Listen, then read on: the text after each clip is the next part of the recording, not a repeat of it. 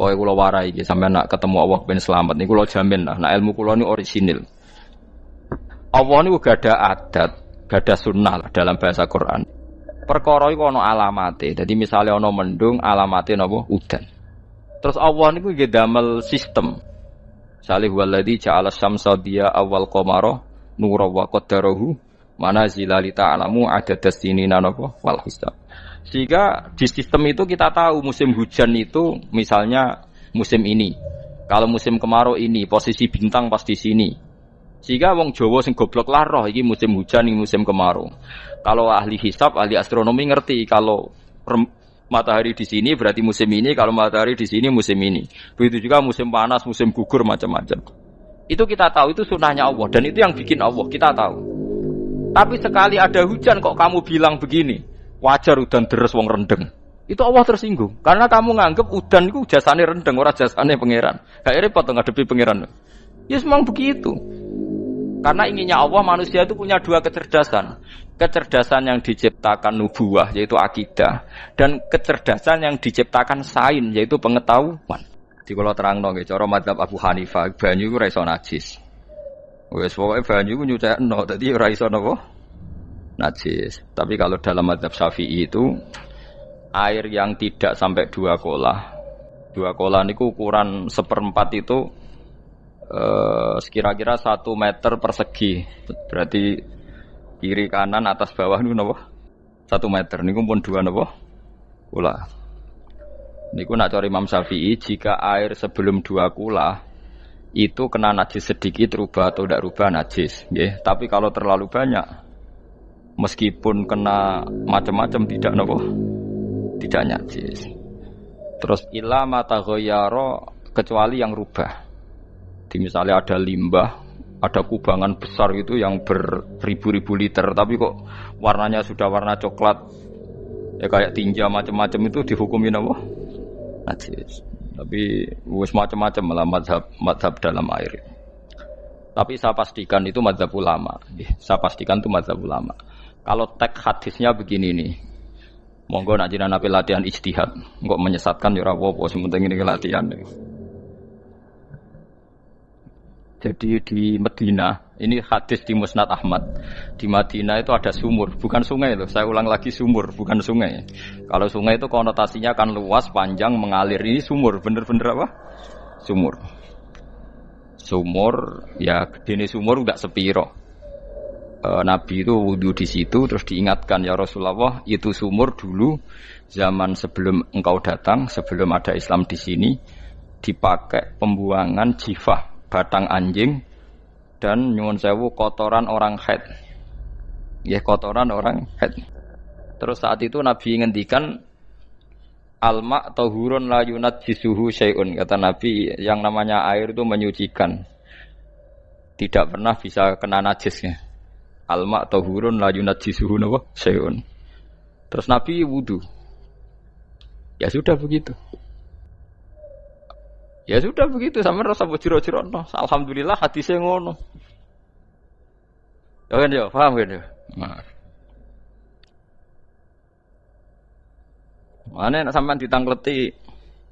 Kulon sering ditanya sama orang-orang Jakarta, "Gus, saya ini punya air langganan PDAM. Itu dikelola dari sungai ini. Padahal sungai ini mulai tinja sampai sapi tank macam-macam ya ke situ semua, Gus. Terus enggak baunya karena kaporit. Itu gimana itu, Gus? Suci ndak itu?" Terus saya tanya, "Lah kamu pakai ndak?" Ya sudah pakai, tapi tanya hukumnya. Itu kan seperti yang di Jakarta itu kan misalnya yang diolah itu kan sungai macam-macam tuh, nggih. Lah itu yang limbah keluarga ya kalau untuk nyuci piring enggak apa-apa. Sapi teng macam-macam kan ke situ juga. Ya kan ya, cara kok istihad piye?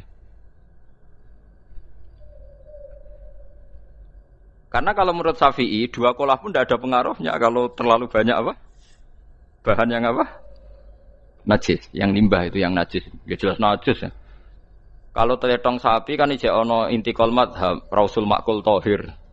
Kotoran hewan suci itu suci. Masih banyak madhab yang mengatakan bahwa kotoran barang suci itu suci, masih bisa intikal. Kalau kotoran manusia itu lebih kriminal, enggak ada madhabnya itu. Jadi kotorane wedhus iku ana ulama sing darani suci, tapi nek kotorane ruhin gak ono. Nah, itu kan repot. Makanya kata sebagian ahli hadis, sebaiknya hadis itu tidak usah diijtihadi, pokoknya Nabi ngendikan begitu gitu. Ya sudah orang terus ya sudah begitu. Paham gitu terus seperti di sini misalnya yang di sini Gajah Wong itu kan atasannya sana mulai kali Code kan wong macam-macam. Mulai wong buang kotor air besar, air kecil kan lewat semua. Macam-macam. Makanya masalah air itu pokoknya sifatnya air itu ma'an tahura, sifatnya air itu mensucikan. Mensucikan itu dua dalam mazhab Syafi'i itu. Air dan tanah. Ya, air dan tanah. Terus sama Abu Hanifah ditambah satu. Ini kalau sampean coba tidak apa-apa, api. Makanya kalau ada boto, coroknya apa Mus? Boto ya. Boto bangunan apa? Boto. Itu kan kebanyakan kan kadang kan tipak buahan pletong itu kan ya. Terus dipakai boto. Dicampur-campur, diulet-ulet. Terus jadi apa? Boto. Cara mazhab Syafi'i tetap najis, dipakai masjid tidak bisa karena sebagian bahannya dari apa? Najis. Cara mazhab Hanafi suci karena sudah dibakar. Karena api itu termasuk alat mensucikan. Alasannya Imam Abu Hanifah, orang yang fasik-fasik itu nanti disucikan pakai api neraka. Berarti api itu bagian dari alat mensucikan. Jadi misalnya Ruhin mau sholat dibakar, sholat suci gitu. Karena api itu mensucikan. Buktinya orang-orang yang masuk neraka nanti sebelum masuk surga kalanya disucikan dengan api. Mana ada di neraka disucikan pakai air? Artinya kalau ada batu bata itu yang dipakai dari najis ya kemudian dibakar, itu berarti cara mazhab Hanafi suci. Alhamdulillah tuh. Jadi kita bikin masjid nyaman karena bahannya dianggap apa? Suci. Lewat apa? Lewat apa? Api tadi dia dibakar. Tapi yang ngeri ya. Nggih. Ben sampean ngerti mazhab gitu. Terus saya memang tak niati setiap saya ngaji entah 1 2 tak sisipkan hukum fikih karena fikih ini yang kita alami keseharian. Nggih, fikih ini yang kita alami napa? Keseharian. Makanya saya minta teks hadis tadi jangan rubah. Pokoknya ada sumur loh, tidak sungai. Sumur itu kan airnya tenang, tidak ngalir. Nyatanya Rasulullah sudah dilapuri. Ini batang-batang anjing dan bekas orang-orang haid, kotoran haid itu dibuang di situ ya Rasulullah. Terus Nabi menjawab, alma la yunajjis alma utahurun la yunajjisuhu syai'un. Terus orang-orang Syafi'iyah mentahmilkan dalam bahasa ijtihad itu dianggap itu mungkin sumurnya terlalu besar dan airnya terlalu apa? Banyak sehingga kotoran-kotoran itu tidak merubah warna. Tapi kata yang lain-lain masa yang benar aja gitu, masa banyu diam dimasuki kotoran gitu tidak apa? Rubah. Nah itu ya itulah ijtihad. Ijtihad itu ya. Ijtihad itu guyonannya kan gitu. Pendapat saya benar mungkin salah, pendapat Anda salah mungkin apa? Benar. Karena ya sama-sama mirip-mirip itu untuk menganalisis itu. Yang jelas Allah mensifati air itu ma'an tahura, bahwa air itu punya sifat dasar mensucikan. Wah nek cara kula niku asal tidak terlalu ketok najis ngoten niku. Kaya PDAM ngoten niku. Enggak gak ambu taek terus gak ambu apa nek suci wonten mawon. Dan takoki tapi kan asal usulnya di sana najis gini. Asal usul barang kok repot. Kulo sering dibantai tiang-tiang sing terlalu napa was-was. Tapi jelas saya tahu sendiri. Sapi teng itu ngalir ke sungai gini-gini saya tahu sendiri. Tak jawab, saya juga tahu sendiri dari langit itu langsung air turun. Jadi artinya kalau dia melihat sisi najis ke sapi teng, kamu melihat sisi dari gunung Merapi dari langit kan langsung turun. Jadi kalau eling najis ya, tak eling suci ini kan saya gitu. Dia ngilingi yang sisi najisnya dari apa? Limbah apa? Keluarga. Wa anzalna minas sama'i ma'an tahura. Air itu mensucikan. Nah, terus kedua masalah fikih yang saya jelaskan di sini, tahur itu sifat mubalaghah dalam madhab selain Syafi'i. Saya ulang lagi ya. Kula warai lugat ke. Kalau orang biasa terima kasih disebut syakir, disebut apa? Syakir. Kalau terlalu banyak terima kasih disebut apa? Syakur. Kalau kadang memaafkan disebut ghafir, orang yang memaafkan. Kalau sering memaafkan disebut ghafur. Jadi dalam disiplin lughat, kalau wazan fa'ul itu berarti menunjukkan terulang-ulang. Paham nggih Fuad? Apa? Terulang-ulang. Sehingga mazhab selain Syafi'i mengatakan air satu ciduk kan ya. Dipakai wudu, setelah itu mustakmalnya dipakai lagi boleh. Mustakmalnya dipakai lagi boleh. Alasannya fa'ul itu mubalaghah gitu loh. Jadi sesuatu yang terulang. Paham ya? Saya ulang lagi ya. Tohur itu kan wazannya fa'ulan. Tohuran berarti wazannya fa'ulan. Fa'ulan itu berarti ikut wazan mubalaghah. Kalau ghafir mengampuni, kalau ghafur sering mengampuni. Syakir terima kasih, kalau syakur sering terima kasih. Berarti kalau tohir suci, kalau tohur sering mensucikan. Nah, makanya selain Syafi'i mengatakan air asal suci mensucikan dipakai berkali-kali tetap suci mensucikan. Artinya tidak ada mustakmal, ya, tidak ada apa. Tapi kalau dalam mazhab kita kan sekali bekas wudu mustakmal, bekas junub mustakmal karena sudah pernah dipakai sesuci. Nah itu mazhab kita, mazhab Syafi'i. Sama nanut di soalnya kalau cerita sama nak kedesek nggih nganggo sing gampang mawon. Jadi gampang kan. Ya masuk akal karena memang wazan fa'ulan itu untuk tadi untuk litakrir tadi untuk mengulang kayak ghafir nyepuro ghafurun sering nyepur. Paham ya? Makanya orang itu kalau zalim itu ya zalim. Kalau zalum banget zalime. Makanya disebut Quran wa kanal insanu zaluman jahula. Zalim itu zalim biasa, zaluman banget zalime. Jahil itu goblok biasa, jahulan banget gobloke. Berarti kalau tohuron banget nyuciin berarti diulang-ulang. Makanya mazhab lain mengatakan air itu tidak ada mustakmal. Dan saya kadang ya intikal mazhab begitu. Nah intikal gimana? Coba kalau di hotel itu mustakmal. Hotel itu kan kotaannya cilik toh kan. Tahu nggih hotel mari rohen. Kotaannya cilik. Terus kalau kita misalnya junub atau apa pakai ciduk itu kan tetap nyiprat toh Mus. Nyiprat kena banyu di kotak yang cilik. Jadi kalau gak intikal mazhab pusing kan kita. Iya kan? Terus kemudian intikal lah suci guys. Takoki pangeran, kok mbok bolak-balik intikal mazhab Gusti. Dari sapa jare Gus Pak takoki. Lah kowe muni kowe kok takoki malah pusing. Kayak Mbah Khalil Bangkalan itu. Kalau nalkin mayit itu masyhur Mbah Khalil Bangkalan. Tidak nalkin mayit itu. Yo kan yo, aku sibuk urusanku akeh. Takoki malaikat ngenteni Mbah Khalil. Tinggal mire. Sing ngono tok. Nalkin meneh. Yo jiyo, soe nak takoki malaikat marbuka manabiuka ngenteni ketuane. Maksudnya ngenteni dekne. Ya sudah ditinggalin. Ya orang ditakoki wong dekne orang kabudut. Pokoke diwarai kabeh. Nah, terakhir beliau rodok modern. Ngenteni ketua rombongan pokoknya. Jadi nanti yang jawab itu ketua rombongan. Tapi aja tiru kan ngomong takoki malaikat ngentosi Gus Pak. Aku teko tutuki mawon Gusti. Tuan. Yakin muga rukin ngomong ngoten kula ngomong kan nangkir. Kamu tahu kan tugas standar Anda apa? Ya tugas standare mung kan nangkir nutuki iku wis. Biasa wae. Biasa nutuki takkan apa? Nah itu mungkin bagian guyone wali ku jek mungkin. Kadang orang itu engkar ndak bisa. Yaitu tadi piye wae resmi teknya Allah tu yaumana kullu unasim bi imamihim. Nanti manusia dipanggil itu per ketuanya. Bukan per individu kesuwen. Jadi ada teori itu yang mungkin benar. Teori itu yang mungkin benar karena kita nanti di mahsyar juga dipanggil ketuanya dulu. Jadi ya ma'asyarus syafi'iyah. Terus Imam Syafi'i disuruh maju ya ma'asyarul malikiyah. Karena ketua ini nanti yang menciptakan mazhab.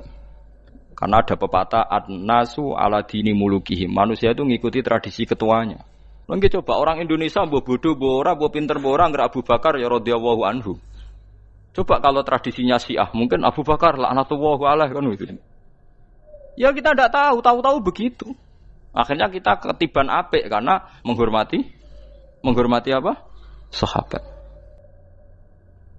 Artinya ketua itu penting, menciptakan suasana ketua itu penting. Coba kalau tanpa ketua, mungkin kita tidak punya tradisi. Makanya yang dipanggil itu ketuanya. Paham? Makanya sampean milih ketua itu yang benar. Setidaknya orang ikhlas. Misalnya rapati bener, penting ini ikhlas. Ngeri itu kalau pas sampean dipanggil nunjuk ketua itu, kemudian ketua partai, wah panggil pangeran bingung sampean. Ketua sopo nyebut ketua partai. Wani partai dia celuk pangeran Melayu. Wah ngadepi pangeran meriang tetep. Paham ya? Jadi nanti sampean itu ditanya itu lewat nopo? Lewat nopo? Ketua. Terus ketua nanti itu ngecek ada nur yang dipakai alamat dia ngikutin tidak. Nah, yang paling ngeri ya termasuk Rasulullah. Rasulullah itu nanti pakai standar itu. Inna umati yut'auna yaumal qiyamati hurran muhajjalin min atharil wudu. Itu kan ada tanya jawab sama sahabat. Kata Rasulullah, kamu tidak usah khawatir kalau saya meninggal. Meninggal saya itu baik. Hayati khairun lakum wa mamati khairun lakum. Saya hidup di antara kalian ya baik, setelah saya meninggal juga baik. Ya Nabi ya unik. Amma hayati fali asunna lakum as-sunan. Kalau saya masih hidup, berarti saya bisa meneladani kamu melakukan beberapa sunnah, beberapa tradisi. Sunnah itu tradisi. Jadi orang kudu artinya sunnah itu wajib atau sunat. Buktinya di Quran ada sunnatallahi latif sunnatullah fil ladzina khalau min qabl. Jadi sunnahnya, tradisinya Allah menghukumi orang-orang dulu. Itu bisa orang benar, bisa orang tidak apa? Benar. Kata Nabi, kalau saya masih hidup, fali asunna lakum asunan, saya bisa mentradisikan kamu beberapa sunnah, bisa wajib, bisa sunnah. Wa amma wafati ya khairun lakum. Kalau saya sudah meninggal nanti juga bagus. Mergo aku nak SK pundhut jare Nabi, aku jejer pangeran. Dadi nak roh kowe apik, saya muji Allah, nak roh kowe elek, langsung saya minta ampunan kepada Allah. Dan semua umatku nanti diampuni. Tapi terus Nabi mulai menangis. Tapi ada beberapa masalah. Ketika orang-orang itu ternyata umatku, mau saya ajak ke surga, kata Tuhan, kata Allah, innahum qad ahdatsu ba'dak. Mereka ini bikin aturan aneh-aneh setelah kamu Muhammad. Terus Pak aku suhkon ya sudah kalau gitu tak tinggal ke surga, tidak ikut masuk surga. Nah kemudian ulama berdebat ahdatsu itu apa? So, ada yang itu bid'ah gitu. Macam-macam. Kalau ulama Sunni ahdatsu itu ya bid'ah ibadah mahdhah. Jadi misalnya orang melakukan sholat zuhur kok 6 rakaat itu kan wong nganggur papat es kesel kok malah muni 6 itu loh. Utawa zuhur kok mau 3 rakaat itu kan ya itu bid'ah.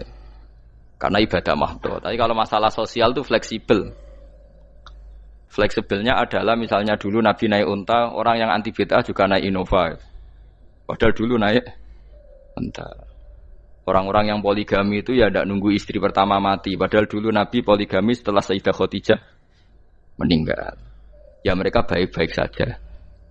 Alasannya poligami sunnah Rasul. Padahal nak detailnya sunnah Rasul poligami setelah istri pertama meninggal. Jadi kayak Ruhin itu belum boleh. Istrinya kan masih hidup 2 dia. Tapi sudah. Nah, bahkan artinya kalau sampean memaksakan gitu, sampean kalau enggak percaya saya bacakan ayat. Wal khailah wal bihola wal hamira litarkabuha wazina. Kamu bisa naik kuda, naik unta, naik himar. Setelah kamu naik dan kamu tenang di atas punggungnya, litastawu ala zuhuri, tsumma tazkuru ni'mata rabbikum idza stawaitum 'alaihi wa taqulu subhanalladzi sakhkhara lana hadza ma kunna lahu muqrinin. Artinya ketika kita naik unta zaman dulu dan tagnya memang unta, itu terus kamu baca subhanalladzi sakhkhara lana hadza. Apakah sekarang kesunatan baca itu kalau yang ditumpai unta, sehingga kalau yang naik Innova tidak usah baca itu gitu. Wah, aku numpakku ora unta kok, dadi ora usah maca subhanalladzi wa sakhkhara lana. Dhisik Nabi maca iku mergo numpake unta. Ya ngajak goblok bareng to, mosok umat tepuk kanthi begitu itu. Makanya sensitif, bakas bid'ah ndak itu sensitif, tidak usah dibahas, biasa saja. Nek senara cocok ya diem aja. Udah senara cocok kalau sampai ngelakoni tapi tidak usah komentar karena jelimet. Saya pernah ditelepon orang, dimaki-maki. Orang Sidoarjo. Padahal wong Jawa Timur, ya aneh. Kan ada orang matur Rasulullah namanya Abdullah bin Amr.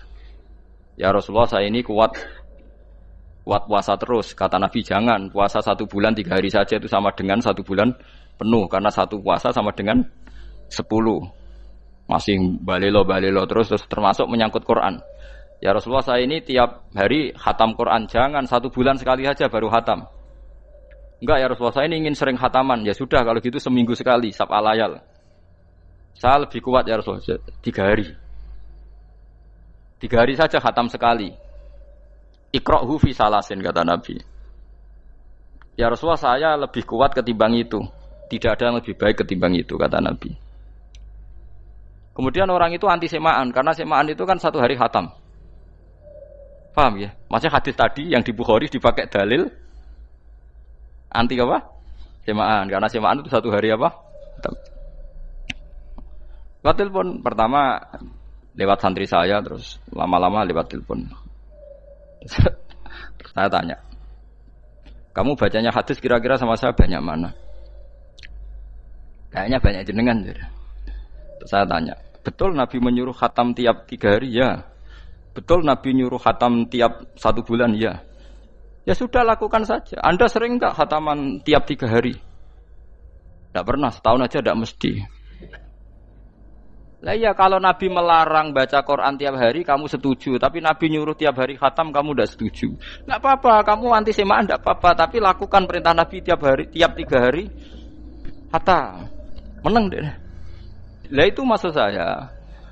Anda tidak apa-apa milah-milah bid'ah sesuai versi Anda, pemahaman Anda, tapi yang fair. Kalau Anda anti semaan ya harus tiap 3 hari khatam, karena dawuh Nabi iqra'hu fi kulli salasin. Tidak juga kan, mereka juga orang yang enggak jarang baca.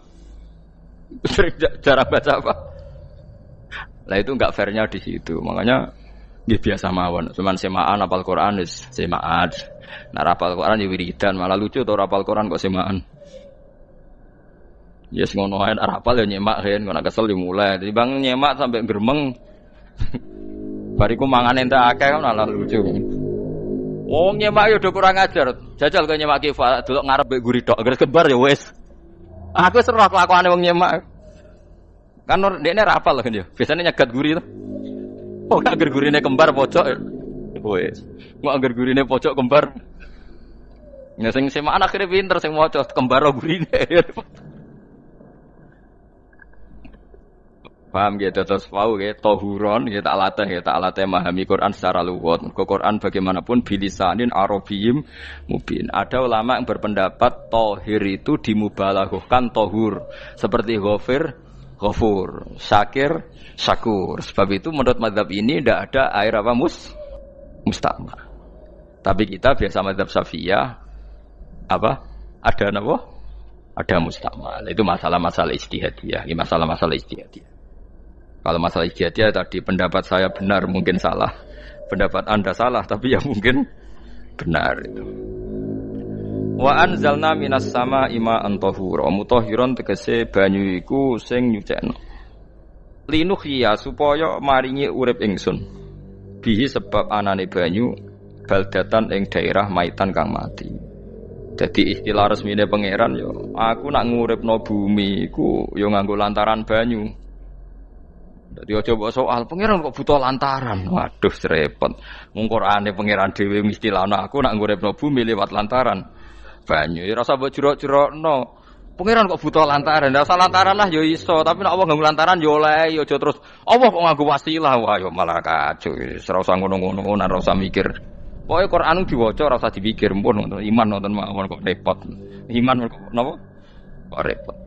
Linuh ya supaya ngurip-ngurip sapa ingsun bi sebab banyu baldatan ing negara atau daerah maitan kang mati. Jadi sampean jangan mengatakan kalau Allah untuk menghidupkan bumi butuh air, ya keliru. Allah itu tidak butuh apa-apa, nggih. Allah itu tidak butuh apa-apa. Tapi kalau Allah punya sunnah, punya adat menghidupkan bumi itu pakai air, ya Allah jangan kamu atur. Kira pangeran kok ngatur. Itu kan ada cerita di kitab-kitab itu, termasuk di Ihya itu. Nabi Musa itu sok dekat Allah. Jadi enggak mau mimik obat. Membuktikan bahwa Allah itu tidak butuh wasilah. Aqaqir itu maknanya obat-obatan yang dari herbal, itu bahasa Arabnya apa? Al-aqaqir. Dia setiap konsultasi sama dokter disuruh minum herbal itu. Mau dia? Enggak, saya akan disembuhkan Allah langsung, enggak usah lewat obat apa herbal katanya. Tiap dokter ditanya jawabannya sama. Oh, dokter goblok. Kamu belum tahu ya kalau Allah itu tidak butuh wasilah. Malah marah-marah dia tuh. Akhirnya dia konsultasi langsung ke Tuhan. Apa betul ya Allah saya butuh minum akokir? Terus, lah kata dokter gimana? Karena herbal itu fungsinya gini-gini. Terus, saya Musa, sing gawe fungsi herbal ngono iku sapa? Nggih jenengan. Lah yo aku gawe fungsine ngono kowe ngombe kok ora gelem. Sing gawe ku ya aku. Jadi sing gawe bodrek ku nak kowe ngeluh, bodrek mandi sing gawe ku ya pangeran, rumangsamu sapa? Sing gawe ruhe nak bar kelon lega ya pangeran. Mangsamu sapa? Omane bojone ayu kan. Ah, sing wis pangeran ora usah aku isin gengsi, ora usah ngono. Lha muni elek dibanding bojone ning swarga, nek ning donya ya ayu, nguruhin ya diselera kok udarane. Paham gitu. Terus itu masalah yang enggak akan selesai ila yaumil qiyamah. Jadi ada cara pandang langsung Allah itu ya bisa. Tapi misalnya ada sunnatullah ya jangan kamu tentang. Termasuk Nabi Musa akhirnya Nabi Musa mau minum. Setelah minum sembuh. Terus ketika sembuh diberitahu Allah, memangnya kenapa kalau minum obat itu? Obat itu ada khasiatnya yang bikin juga Allah. Kok kamu hindari itu alasannya apa? Wong yang bikin juga Allah. Makanya kalau kamu percaya wasilah, kalau terpaksa percaya, kamu harus yakin bahwa nomor satu adalah Allah Subhanahu wa Ta'ala. Kalau kamu takut orang itu syirik, ya gak apa-apa kamu lawan, harus kamu lawan. Memang selera kamu begitu. Kamu harus tidak usah ikut pakai, wong kamu khawatir, tidak apa-apa. Jadi sing khawatir syirik, ora usah nganggo ali-ali, ora usah nganggo ake. Tapi sing seneng dagangan, ya nganggo. Ora usah jimat-jimatan, ini niati napa? Booming ngoten mawon niati dak. Kulo nu diakek larang sedurunge rame-rame akek. Barang akek kerame terus mboten kula nggo. Wah, darani murah repot. Nggih kula mboten sombong. Dulu akeknya bapak itu zaman Bapak Sugeng tuh pernah ditawar ditukar mobil. Zaman itu mobilnya seharga 60 juta. Dan itu wasiat bapak untuk saya. Saudara saya sepakat itu untuk saya. Dulu kadang-kadang tak pakai. Setelah akek booming terus dikira ini yang gelondongan berapa kilo. Ya udah 5.000 muruah camah cara Jawa camah tidak pernah tak pakai. Saya yakin ikut turun itu aki-aki yang mahal itu karena dikira yang produk ya yang masal itu yang itu. Paham gitu terus sampean biar tahu duduk perkara ini. Jadi tohur ya tohuron itu sifat mubalaghah. Tapi kalau dalam mazhab Syafi'i tohur itu ismul alat. Jadi tidak maknanya mengulang-ulang sehingga Imam Syafi'i tidak membolehkan wudu pakai air apa? Mustamal. Lah menurut hadis kayaknya benar Imam Syafi'i secara lahir. Karena Nabi ngendikan sisa air wudu itu membawa dosa Anda. Kata Nabi, jika seseorang wudu maka kotorannya keluar dari ajfan, dari pelapuk mata, dari apa sampai keluar dari mimbaini adzofirih, sampai keluar dari bawah-bawah apa? Kuku. Sehingga kalau air ini sudah membawa kotoran dosa Anda, berarti air ini kan sudah menjadi air kotor. Andai kan Anda mukasyafah, maka air ini sudah penuh dengan kotoran. Enggak mungkin air yang sudah penuh kotoran dipakai wudu lagi. Itu cara berpikir Imam Syafi'i. Ya sampean ikut mana ya? Ya gampang kan kalau keadaan normal ya ikut Syafi'i, kalau air banyak, kalau tidak normal ya ikut mazhab yang lain. Kan gampang. Gitu aja kok repot tuh. Ya itu pentingnya orang ngaji ya di situ tuh harus banyak pilihan. HP kartune loro masa madzhab mesti tok. Nah, itu. Gitu. Ya pokoknya gitu. Kalau yang percaya wasilah ya pakai istilah pangeran linuhyabi baldatam maita ada kata bihi. Allah menghidupkan bumi itu dengan pelantaraan air padahal Allah tidak butuh perantaraan. Tapi yang anti ya enggak apa-apa. Memang yang percaya wasilah itu ya bahaya juga. Ya pokoknya ya sudah pakai 2 kartu apa susahnya tuh. Ya enggak apa-apa. Asal ada ilmunya, ya tidak karena emosi. Memang ada apa? Ada ilmunya. Linuhyabi baldatam maita. Wa nusqiyahu. Lan nyirami ingsun yastawi padha baldatam maita bitakhfif lan takhfif maita. Maksudnya buatan maita tapi napa? Maita. Yastawi padha fi ing dalam dawa maita napa al-mudzakkar muannas lan muannas. Zakarahu mudzakarna sapa Allah taala hu ing dawa maitan bi tibaril makani kelawan diitung tempat. Maksudnya maitan. Wanus kiyahu meniku masalah nahwu. Lan nyiramno ingsun hu ing banyu ilma ategese banyu mimma sing perkara kholakna kang wis gawe ingsun. Ingsun gawe siraman aman ing pira-pira raja kaya kewan. Ibilan tegese unta wa bakaronan sapi wa hunamanan wedhus. Wa anasiya lan pira-pira manusa kafiron kang akeh. Iki unike Quran, kadang kewan mbek manusa iku dibakas dhisik kewane. Engko nek ndelok dosa mbek ora ya apik kewan. Tapi nek ndelok diakal mbek ora ya apik manusa, tapi nek didelok manusa mbek kewan iku dosa ndi? Dosa manusa. Mulane nek salat istisqa iku kesunatane gawa kewan.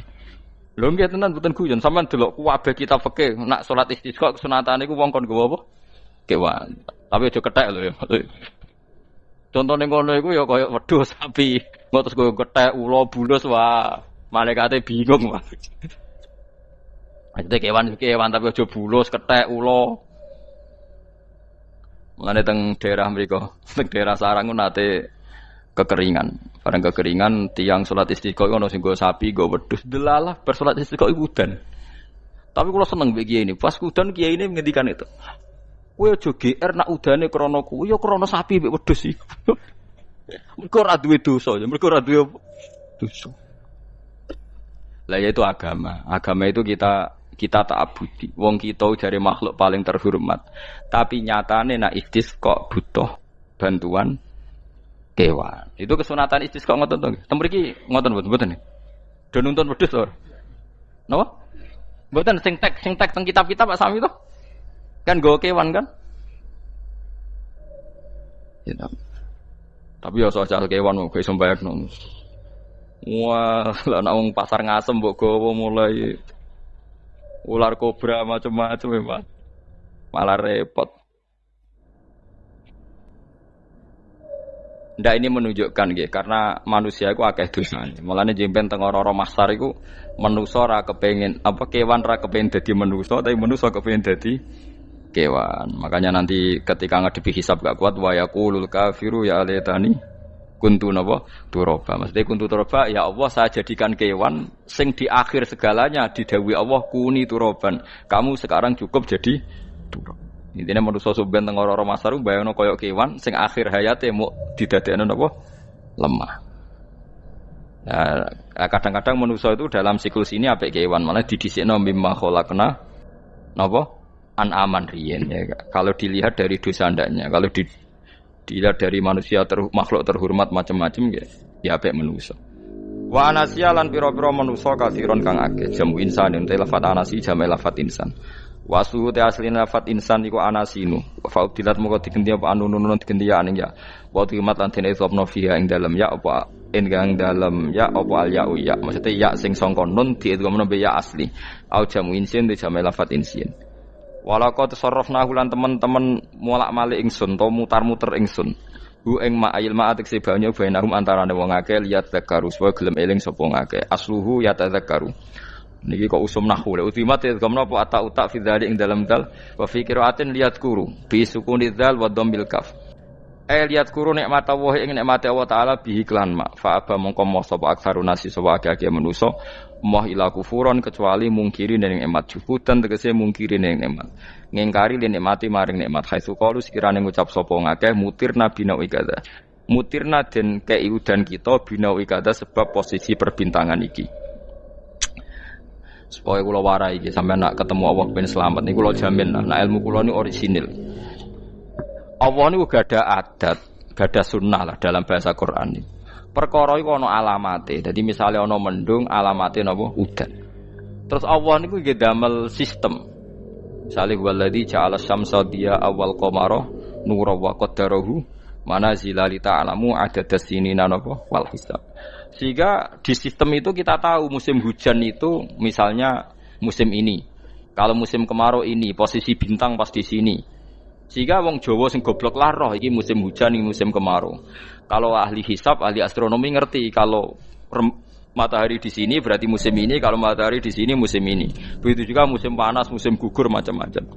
Itu kita tahu itu sunahnya Allah dan itu yang bikin Allah, kita tahu. Tapi sekali ada hujan kok kamu bilang begini, wajar udan deres wong rendeng. Itu Allah tersinggung karena kamu nganggep udan itu jasane rendeng ora jasane pangeran. Gak repot to ngadepi pangeran. Ya memang begitu. Karena inginnya Allah manusia itu punya dua kecerdasan.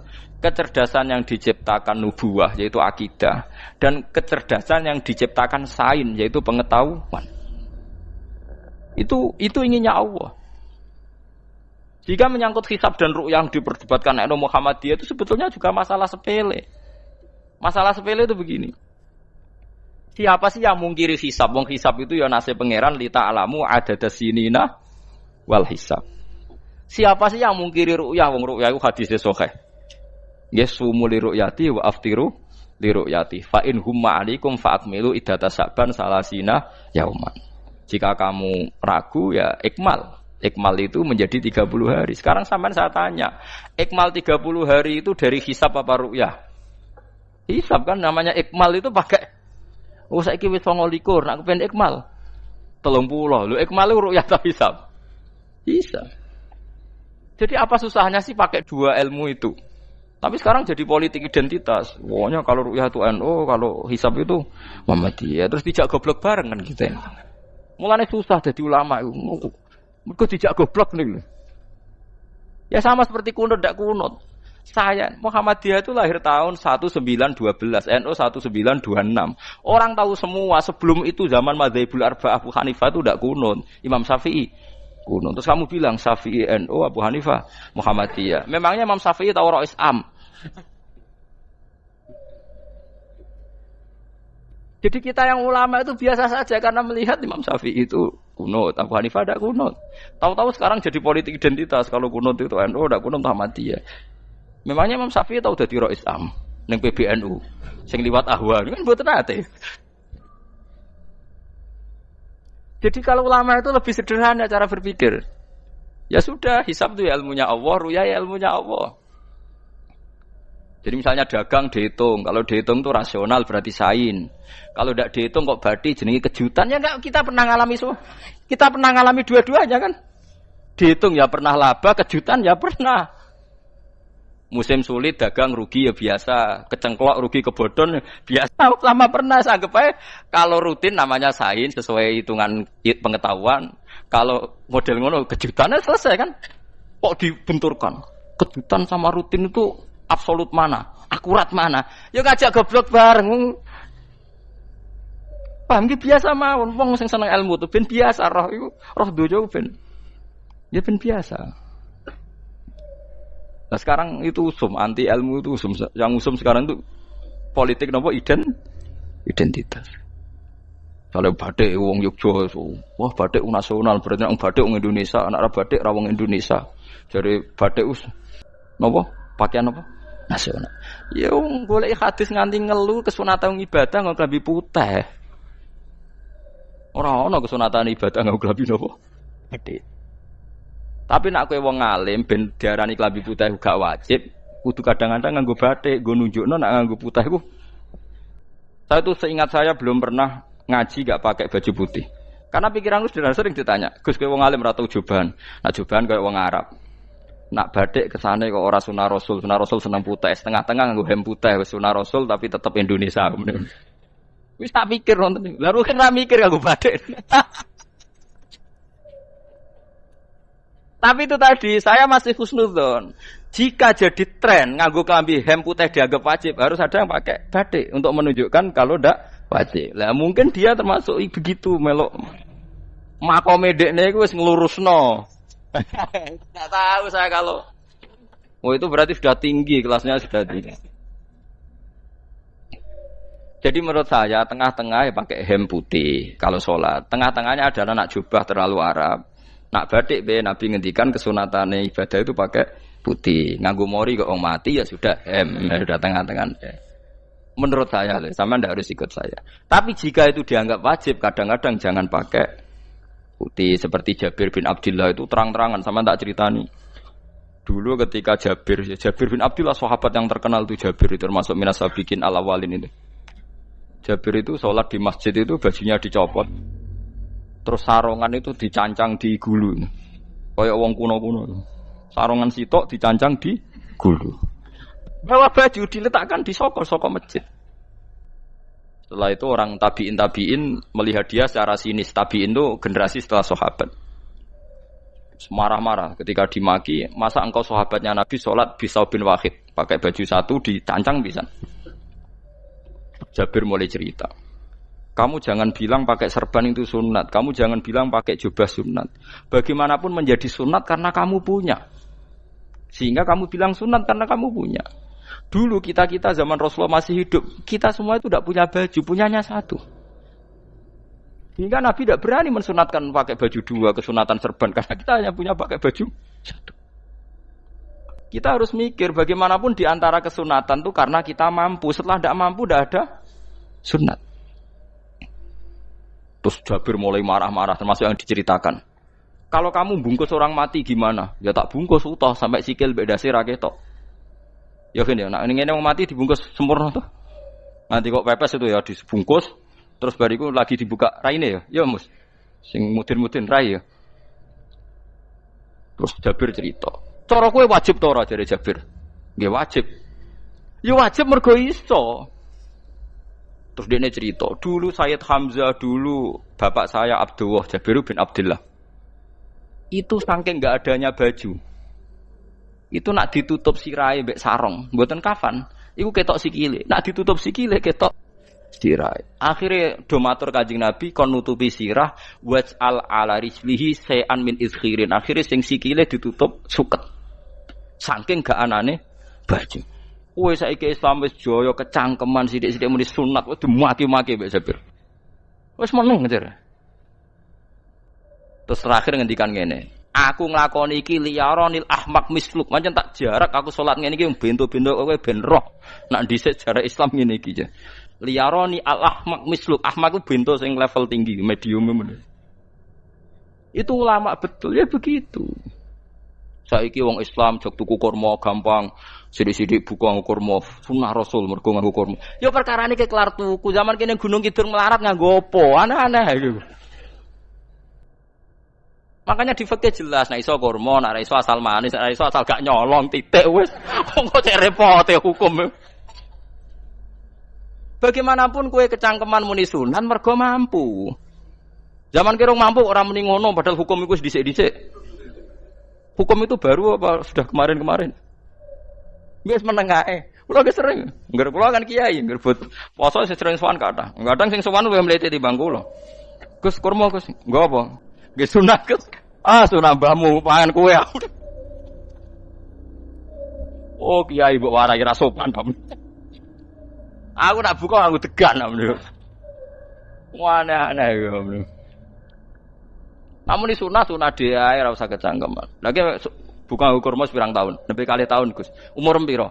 40 Gus. 38 tahun gak anggo sunah lagi 2 tahun gegere gak karuan. Biasa saja. Dulu Nabi itu ya biasa. Nabi kalau zaman ngendikan yang ngeper sampai 4 kali. Kalau gak mampu ini, kalau gak mampu ini. Nabi kalau ngendikan ya gitu sampai diulang-ulang. Karena Nabi tahu tidak semua umatnya gampang mendapatkan itu. Misalnya kafaroh puasa 2 bulan nutut, kalau udah bisa ngasih makan orang miskin sekian, kalau udah bisa gini sampai habis. Kulo ma'rufin sedekah, kalau udah bisa ya Rasulullah firsana satin, sampai ludus gak usah sikit tamrotin. Kalau gak bisa fabi kalimatin thayyibah, cangkem sing apik. Nek ra iso sementing aja merengut. Terakhir walau bitolqatin apa? Wajin. Itu lama mewarisi sekian kebaikan yang diajarkan Nabi, tidak terus dipatenkan satu ngel-ngel wong akeh. Kono apa ngekek kurma kok khutbah bareng sumpah. Wes pangan dhewe enak. Ya ana sing sabar, wis kula tobat Gus mun mboten ngomong-ngomong ngono ya. Ya biasa saja kalau ingin sunah-sunah biasa saja. Dawe Nabi wal qasda tabluhu. Kamu itu yang biasa saja. Biasa itu ya standar saja. Ya biasa. Jadi Nabi dulu kalau melakukan sunnah itu biasa. Sunnatun sanaha Rasulullah sallallahu alaihi wasallam. Ini sunnah yang dilakukan Nabi. Tapi di luar yang azimah. Azimah itu yang wajib atau fardhu ain itu sahabat biasa. Karena bagaimanapun kita bisa begini karena mampu. Seperti Jabir tadi. Orang bisa sholat pakai serban, pakai jubah karena mampu. Zaman Nabi awal Islam. Sama lihat Bilal, ada nak belodor gitu tuh. Sama lihat film Umar atau film-film Bilal. Itu memang nyata dulu itu la yajidu ahaduna illa thawban wahidan. Enggak ada yang kecuali punya baju apa? Sama dulu film-film, mulai versi seneng kitab sampai versi film itu sama. Bilal nak adzan ya bloder, ora adzan jebloder gak sopan. Oh memang ya duwene klambi mok sitok iku. Adlok ceritane Sa'labah bar salat salam langsung melayu. Berkali-kali yang bersalam melayu. Jebule apa genta kayak ya salah bang bersolat orang witir melayu kenapa saja takoki ya Rasulullah takoki Nabi salah bah kata sahabat-sahabat kowe nak salat bar mulai langsung melayu ya Rasulullah kami kula namung setunggal istri saya di rumah aja utuh yo saking tidak adanya baju nah saiki nang sunatno kon ya begitu. Makanya ketika Sayyidina Umar idza ausa Allah fa ausiu. Nanti kalau sudah jembar ya jembar. Nak lagi ruwet ya ruwet. Ya sudah biasa saja. Paham ya? Jadi kalau suwun misale malah yudroku kullu, la yudroku napa kullu. Kalau tidak bisa semua jangan sama sekali. Jadi misalnya kita tidak bisa jubahan, tidak bisa serbanan mergo ora wong Arab. Supaya saya ndak keriting jubahan kok tonggo ya guyu. Paham nggih? Wah aneh ngono. Kemudian nek ora kaji kok jubahan malah digugat wong akeh. Ya sudah pakai hem putih saja. Yang penting dua semangat sunnah putihnya misalnya. Ya tengah-tengah gitu. Tapi kalau kira-kira dianggap wajib ya kan ganti badik kayak Ruhin itu. Itu makomnya sudah itu tadi. Sudah tinggi sekali. Ya Nabi itu kan misalnya Nabi nyifati rambut yang baik itu yang lurus ngombak gitu. Sifatnya Dajjal itu keriting. Tapi yang keriting ya enggak apa-apa. Bukan berarti wah keriting mirip Dajjal ya enggak gitu. Ya itu kan Allah menunjukkan kekuasaan. Nanti kalau Allah bikin lurus semua dikira enggak mampu bikin yang keriting ya sudah dibikinlah yang keriting. Ya sudah gitu biasa saja buatan berlebihan. Paham gitu. Jadi Nabi itu kalau ngendikan seingat saya ini hafal banyak hadis. Kalau ngendikan tuh sampai berkali-kali.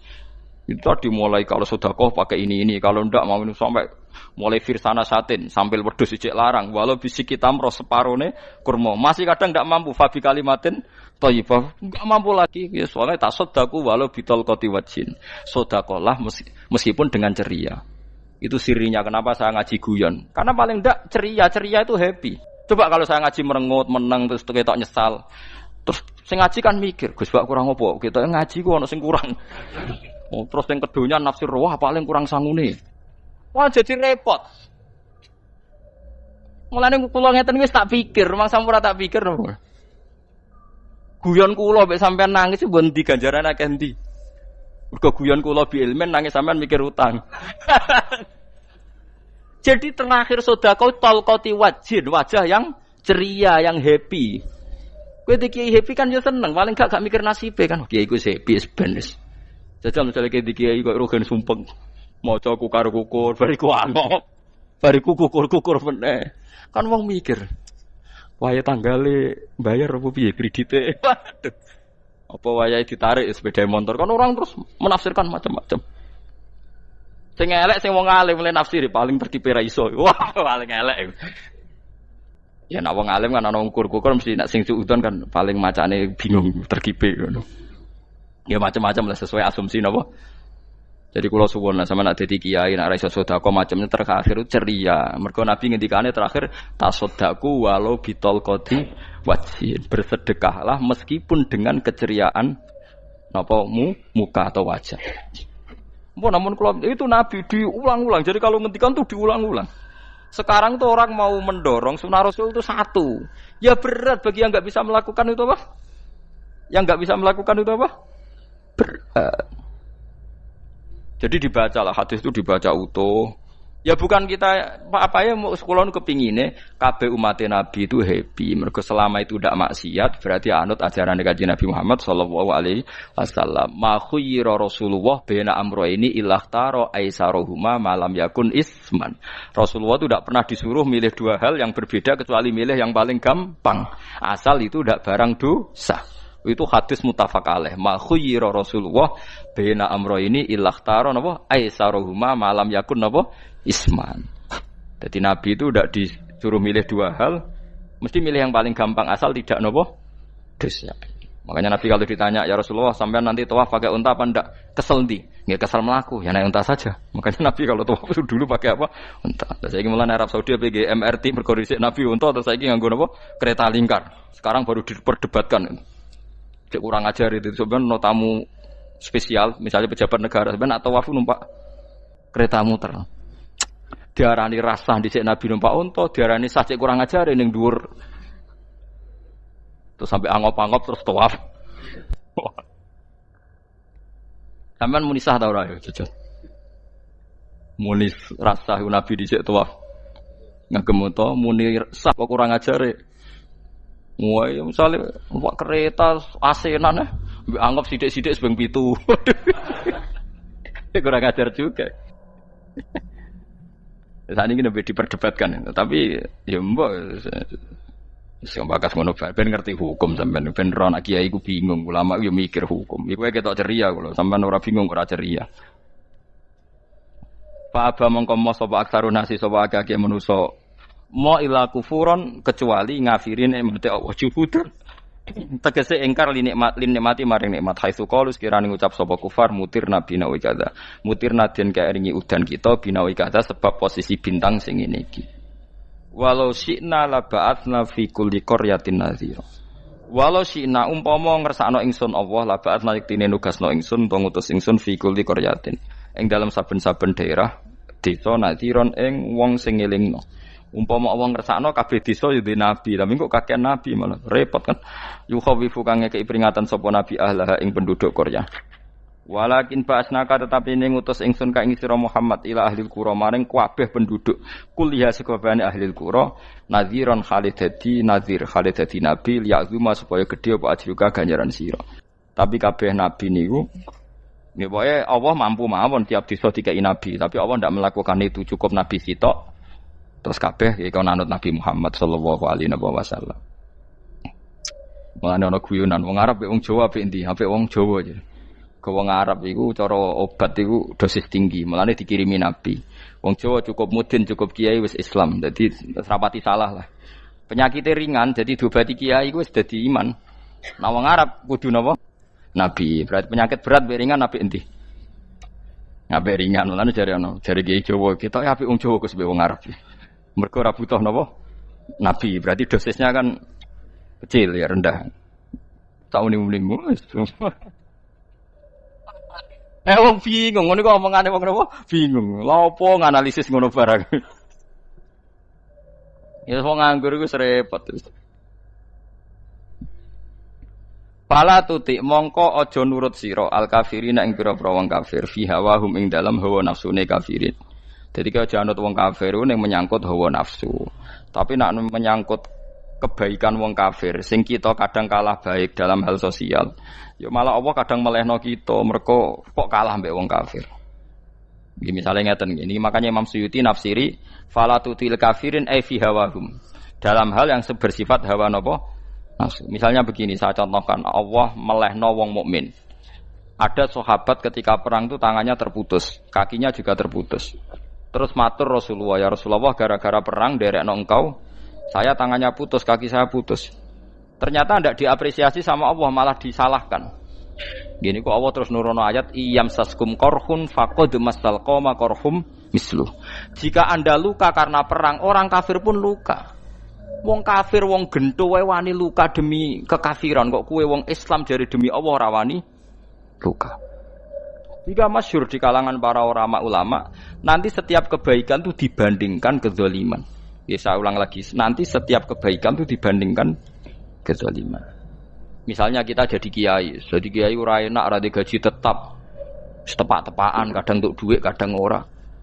Enak jadi PNS, gajinya tetap. Nanti kita disalahkan Tuhan. Pedagang narkoba itu gajinya juga enggak tetap. Risikonya tinggi, ditangkap polisi, hukumannya mati, itu saja berani. Kowe nyai trimo ngono ra wani. Kowe tahajud kanyeben, bengi-bengi tangi tahajud kanyeben. Tukang maling ayam bengi-bengi tangi nyolong. Risikonya tinggi ya anyep wani. Jadi nanti kowe di depan Tuhan dimaki-maki, kesalehan kita akan dibandingkan kezaliman. Lan ana wong saleh diutangi dhuwit ora oleh medhit. Sebenarnya dibandingno maling mbek maling utang-utangan wong saleh ora utang-utangan. Ya memang begitu. Nah itu yang dimaksud ayat intakunu ta'lamuna fa innahum ya'lamuna kama ta'lamun wa tarjuna minallah ma la yarjun. Jika kamu merasa sakit karena berjuang demi agama, orang-orang zalim juga sakit karena kezalimannya. Toh mereka berat. Coba jadi kiai bandar narkoba resikonya tinggi mana coba? Resiko jadi bandar narkoba. Antar geng narkoba juga musuhan, takut ditangkap polisi. Jadi kiai paling ono kasut sithik-sithik. Paling wong ngrasani kiai iso ngene omong tok ora iso nglakoni paling gitu. Padha kiai ini paling hasud. Ya sithik-sithik lah, paling srek. Kalau bandar narkoba gak cocok nembak. Karena rivalitas mereka ekstrim. Jika kalau sampean cemen jadi kiai nanti ya diingatkan Allah dibandingkan orang apa? Zalim. Jadi eling-eling ya. Terus semua kesalahan kita, loyalitas kita pada agama nanti dibandingkan orang zalim karena mereka loyal sama pekerjaannya, sama kezalimannya. Enggak terus preman-preman nak belani konco wani mati. Kadang kiai santri belani kiai ini rapati wani mati. Wis repot preman-preman nak tobat wis repot. Kulo nu rada nyesal mek tobaté preman. Nah ana preman teng perapatan tobat. Niku terus ning masjid men itikaf terus mbek wong sopan. Niku ora pas sajane. Nah tobat itu tetep ning perapatan. Sing dhisik ganggu wong disingkirno. Jadi ku tobat tenan sehingga dhisik perapatan sing gawat dadi gak gawat. Mergo sing preman gawat diganti preman sing lunak. Ora terus ning masjid ya sing iki tetep diganti generasine ora. Mestine maksudnya mesti ora kok terus elek mboten mestine tobaté ngoten niku. Sayyidina Umar itu dulu itu menakut-nakuti orang Islam. Angger ana ndekne wong Islam wedi kabeh. Terus Abu Bakar ya wedi kabeh wedi. Suatu saat Rasulullah mlaku-mlaku ngerti Umar gulut ning ukat, menangan. Kata Rasulullah, andekan yang Islam itu hebat Islam. Hanya Rasulullah berdoa, wa ma'izal Islam fi Umar. Akhirnya Umar masuk Islam. Hari Kamis masuk Islamnya. Wis kira tau mikir to sak dinane. Kulo roh sak dinane dongane Kamis masuk Islam Jumat. Ning omahe adike, ning gone IP-ne. Kok diwacana Quran surat Toha. Barang Islam metuki Nabi, mohon walhasil bar Islam teng Zaid bin Arqam ning mbene Nabi terus langsung marani omahe Abu Jahal ora terus ning masjid menenge mboten langsung marani Abu Jahal. Angger ki ganggu Nabi tak pateni. Bariku marani Abu Jahal, aku saiki wis Islam iki ganggu Nabi tak pateni. Gentenan wong kafir sing ndelik. Paham nggih? Dadi enak maksudnya. Lah misale terus Umar dadi sopan santun terus ketemu wong dilo, ketemu Abu Lahab monggo derek akhir. Wah. Artinya gak ada perubahan. Lan Ruhin mantan preman mboten kok tobaté ning kene ora roh kok. Mboten harus kiai dene. Mestine ngoten. Makanya Wahsy itu yang bunuh Sayyid siapa? Hamzah. Karena dia disuruh Hindun itu istrinya Abi Sufyan itu. Itu setelah membunuh Sayyid Hamzah dan dia Islam. Dan Nabi tidak siap melihat wajah Wahsy. Sumpahnya Wahsy apa?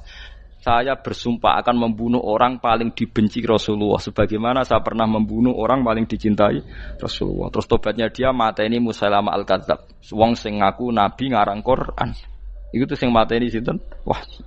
Dari Wahsy sebagaimana aku pernah membunuh orang paling dicintai Rasulullah, tobat saya membunuh orang paling dibenci Rasulullah. Lah misalnya terus Wahsy tobat, terus sampean nyapu masjid, terus gak duwe selera tarung. Zaman kafir tarungnya tenanan, bareng Islam menyapu masjid, bariku ngiseni jedinge, terus bareng sejak perang wedi wae repot. Ya niku ide kula tapi ora kudu lakon. Nek mau cerita ilmu sampeyan ora kudu nglakoni.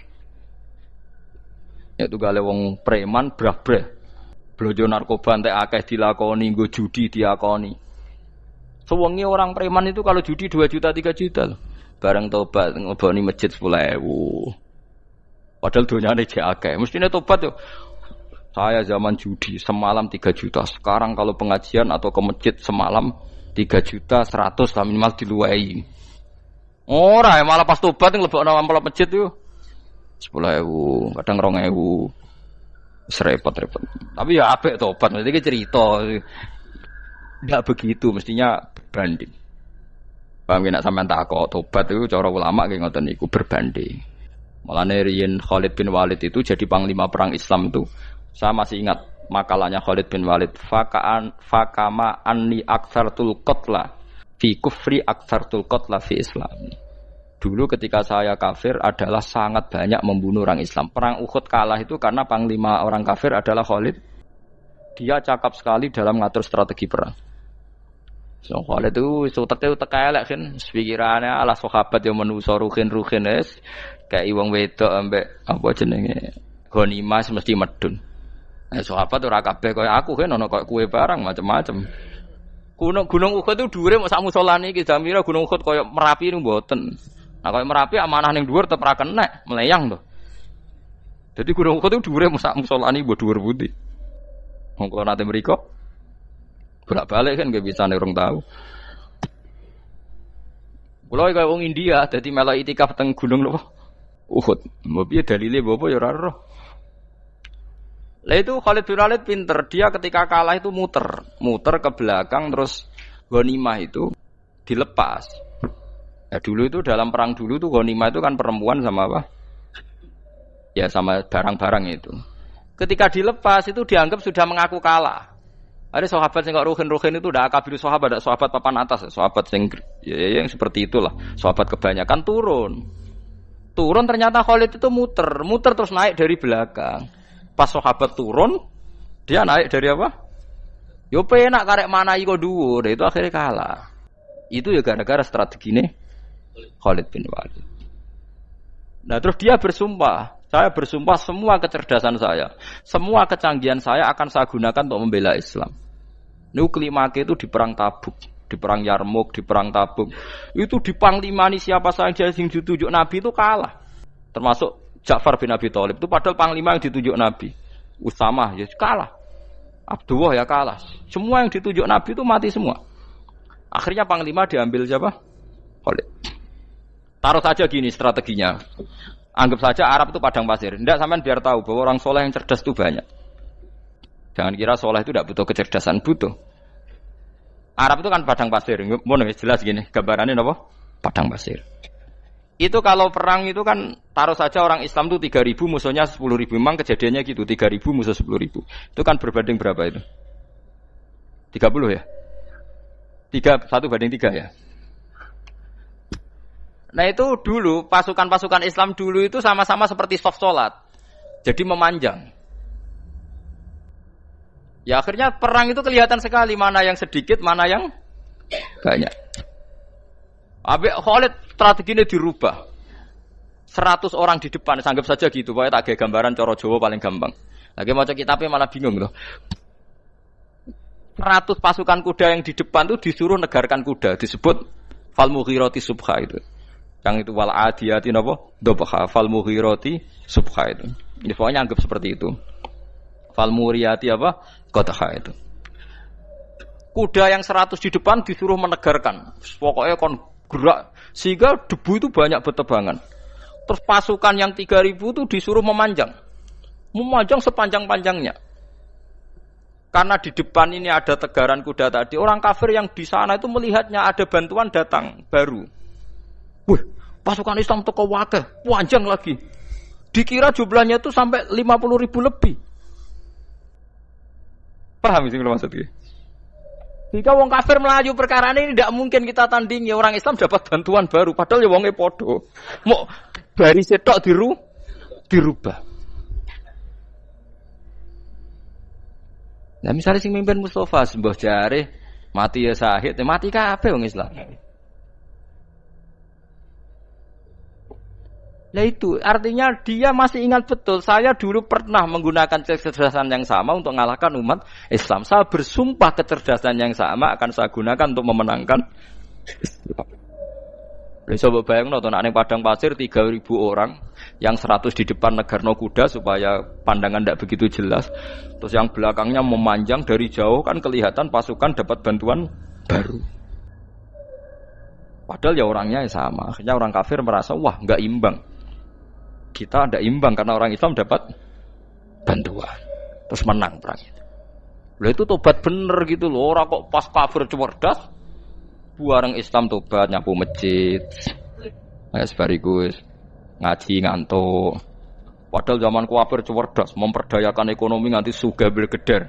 Bareng Islam terus dunia entek melarat, terus nyapu masjid, bariku sholat qobliyah ba'diyah mulai, mbok poso sunat. Ya ndak apa-apa itu, tapi sugih tetep kok zaman kafir sugih. Zaman Islam kere, mestinya zaman Islam ya sugih, terus kecerdasan dan hartanya untuk liizatil Islam wal muslimin. Mestinya, tapi ya enggak apa-apa kalau ada tobat model gitu ya enggak apa-apa. Ojo kok terus dari Gus Pak ngene kok elek ya ora, nek jenenge tobat mesti apik, tapi enggak fair gitu loh. Maksud zaman nakal serius, zaman tobat sekenanya itu kan fala tuti mongko joto atsira al kafirin ing pira-pira kafir fi hawahum ing dalem selera hawa nafsune wong kafir. Wajahidhum lan merangi sirahum ing kufar. Merangi maksudnya berjuang bihi kelawan Quran. Maksudnya hujjah. Uang iku nak merangi wong kafir nganggo Quran, ndak mesti perang iku nganggo pedang. Niki jelas kita bire ke wajah hidum bihi ebil Quran. Maksudnya perang nganggo Quran itu kita melatih argumentasi atau hujjah yang dengan hujjah itu jelas-jelas ketok bener agama napa Islam. Wajah lan merangi sirahum ing kufar bi iklan Quran ayat Quran itu Quran jihad dan kelawan perang atau kelawan jihad kelawan berjuang kabiran kang gede. Wa wa ta'ala wa alladzi zat maraja ingkang lepas sapa Allah al-bahraini ing dua laut. Arsalat sing lepas sapa ta'ala huma ing al-bahraini mutajawiraini hale berdampingan. Hadza utawi iki ku asbun iku banyu sing banget segere banget manise banget segere. Furatun tur enak diombe sadidul udzubati tekse banget manise. Iki kono nak manane mudah diminum. Wa hadza utawi iki ku milkhun iku banyu asin, ujajun tur banget paite. Syadidul muluhah tegese banget paite. Tapi wasemono sungai sing gampang diminum. Misalnya sungai Komerapi sing napa gampang diminum maksudnya mboten pahit. Ketemu laut sing banget paite meskipun banget asine. Apa hakikate gawe wajah alalan gawe sapa Allah taala bainahuma antarane banyu sing napa tawar lan banyu sing asin. Allah gawe barzakhon ing pemisah haji santikse pemisah. Kita ndak tahu pemisahnya piye pokoke akeh sing cerita banyak di tengah laut tuh air napa tawar. Layak tali itu ora campur apa hadu masalah sijine banyu asin dan banyu tawar bil akhir iklan sing liya mergo wonten apa hajis wonten apa hajis ana pembatas. Wa hijron lan tegese pembatas mahjuron kang iso nglindungi. Sitron tegese tutup. Mamnu'an kang iso den cegah bi sebab anane sitru. Sebab anane pembatas apa ikhtilatuhuma apa campure banyu asin dan banyu tawar walami wallahi. Orang bermalam-malam jagungan sama teman asik itu kan perlawanan terhadap nafsu kita, syahwat kita untuk mungkin nikmati dugem di bar atau di tempat-tempat maksiat. Itu setan di Indonesia tuh kakuati sama Ki Jawa. Orang supaya enggak tertarik maksiat itu Ki Jawa cukup ketemu kancane masak terong guyon, gejol-gejolokan zaman mondok, suwengi lulus saka maksiat. Bar wis tutup. Saya akan cerita sedikit tentang tradisi hujjah. Dulu lama itu kelihatannya sederhana, tapi kalau berargumentasi itu hebat. Tadi Gus Yofur menyebut kitab Mbah Hasyim itu mengharamkan kentong. Beliau masyhur itu punya kitab namanya Al-Jasus an Tahrimin Nakus. Intinya kentong itu haram. Secara dalil ini meyakinkan sekali karena ketika Rasulullah rembukan sama sahabat, kita dengan apa memaklumatkan orang kalau waktu sholat masuk? Ada sahabat yang usul pakai kentong. Dzakalin Nasoro itu Nasrani. Ya pakai buk itu semacam trompet besar. Dzakalil Yahud. Kemudian ada yang usul kalau gitu api ya Rasulullah dzakalil Majus. Sehingga dari hadis itu Mbah Hasyim berpikir kentong itu haram. Tapi Mbah Fakih Mas Kumambang itu mengkritik Mbah Hasyim dengan ngarang kitab Hazruus Antahrimin Nakus. Jadi beliau ngomentari kitab itu sambil geleng-geleng kepala. Kitab kok keliru nganti ngono. Itu jadi cara pikirannya siapa Ki Fakih. Kentong di Indonesia itu kanggo wedhus dicolong gitu. Pos kampling gitu. Kalau ada banjiran ya kentong, ada maling ya kentong. Jadi enggak ada persamaan sama sekali dengan kentong yang milik orang apa? Nasrani. Sehingga di pondok saya itu ada kentong tapi jelek sekali. Karena itu satu-satunya cara supaya beda dengan kentong yang di gereja. Kalau elek kan mirip kentong di pos kampling. Itu ya agak-agak ilmiah sedikit. Dulu ceritanya Gus Yofur itu saya teruskan. Itu singkat cerita, itu kalau yang di kejadian di Termas itu Mbah Dimyati sudah nyuruh semua kentong disembunyikan karena mau ada Mbah Hasyim. Cerita itu mukarrar di Kiai Fakih sama di Kiai Dimyati Termas. Setelah kentong dikumpulkan semua, Mbah Hasyim datang, seneng, ngiranya Syekh Dimyati ini sependapat dengan beliau, yaitu sama-sama nggak ada kentong. Tapi setelah itu ada santri yang matur, Mbah Dim pun beres, kentong pun kulo delikno sedanten. Itu di depan Mbah Hasyim. Jadi GR-nya Mbah Hasyim bahwa Mbah Dim itu sependapat akhirnya hilang. Ternyata ini akal-akalan tuh gitu. Karena santrinya matur, Mbah Dim pun beres, santen kentong beduk sudah disembut singkirkan. Itu di depan Mbah Hasyim. Saking lugunya santri, nah saking ikhlasnya agak ngerti mahalus syahid ini adalah Mbah Hasyim. Saya mau meneruskan cerita Gus Sofur. Dulu, ini cerita dulu. Dulu Mbah Mun ngaji di Lirboyo, tapi Kiai Makhrus ngaji sama Kiai Khalil Harun. Kiai Khalil Harun itu adik juga sekaligus muridnya Mbah Umar Harun. Mbah Umar Harun itu generasi kedua setelah Mbah Ghazali. Beliau menantunya Mbah Ghazali, tapi ya sudah ponaan. Sehingga tradisi ini penting karena saya berkali-kali bilang di mana-mana. Status orang tua dan mbah itu adalah terserah anak cucunya. Bukan terserah mbahnya, tapi terserah anak cucunya. Saya tidak akan bosan mengingatkan ini. Saya pernah di makamnya Nabi Yakub, itu ya dikemuli bendera Israel. Di makamnya Nabi Dawud. Nabi Ibrahim juga dekat sinagog. Sehingga Quran membela Nabi Ibrahim disebut maka anak Ibrahimu Yahudi wala Nasrani. Karena ketika beliau berposisi di Israel, kemudian penguasanya adalah Yahudi, bisa saja makam ini ditulisi dan distatuskan ala Yahudi. Ya seperti Nabi Yakub. Nabi Yakub itu nabi yang kita yakin tentu berkeyakinan beliau orang baik, orang muslim, orang mukmin, tapi karena di desain mereka ya dikemuli bendera Israel. Dan disebut Abul Yahud. Karena kita tahu nama lain dari anaknya Nabi Yakub adalah Yahuda bin Yakub bin Ishak bin Ibrahim. Sehingga perasaannya orang Yahudi menjadi Yahudi itu yang ngikuti mbah-mbahnya. Nah khawatir saya ketika buyut-buyut kita kaya, buyut saya itu orang kaya dulu, namanya Badur Rahman.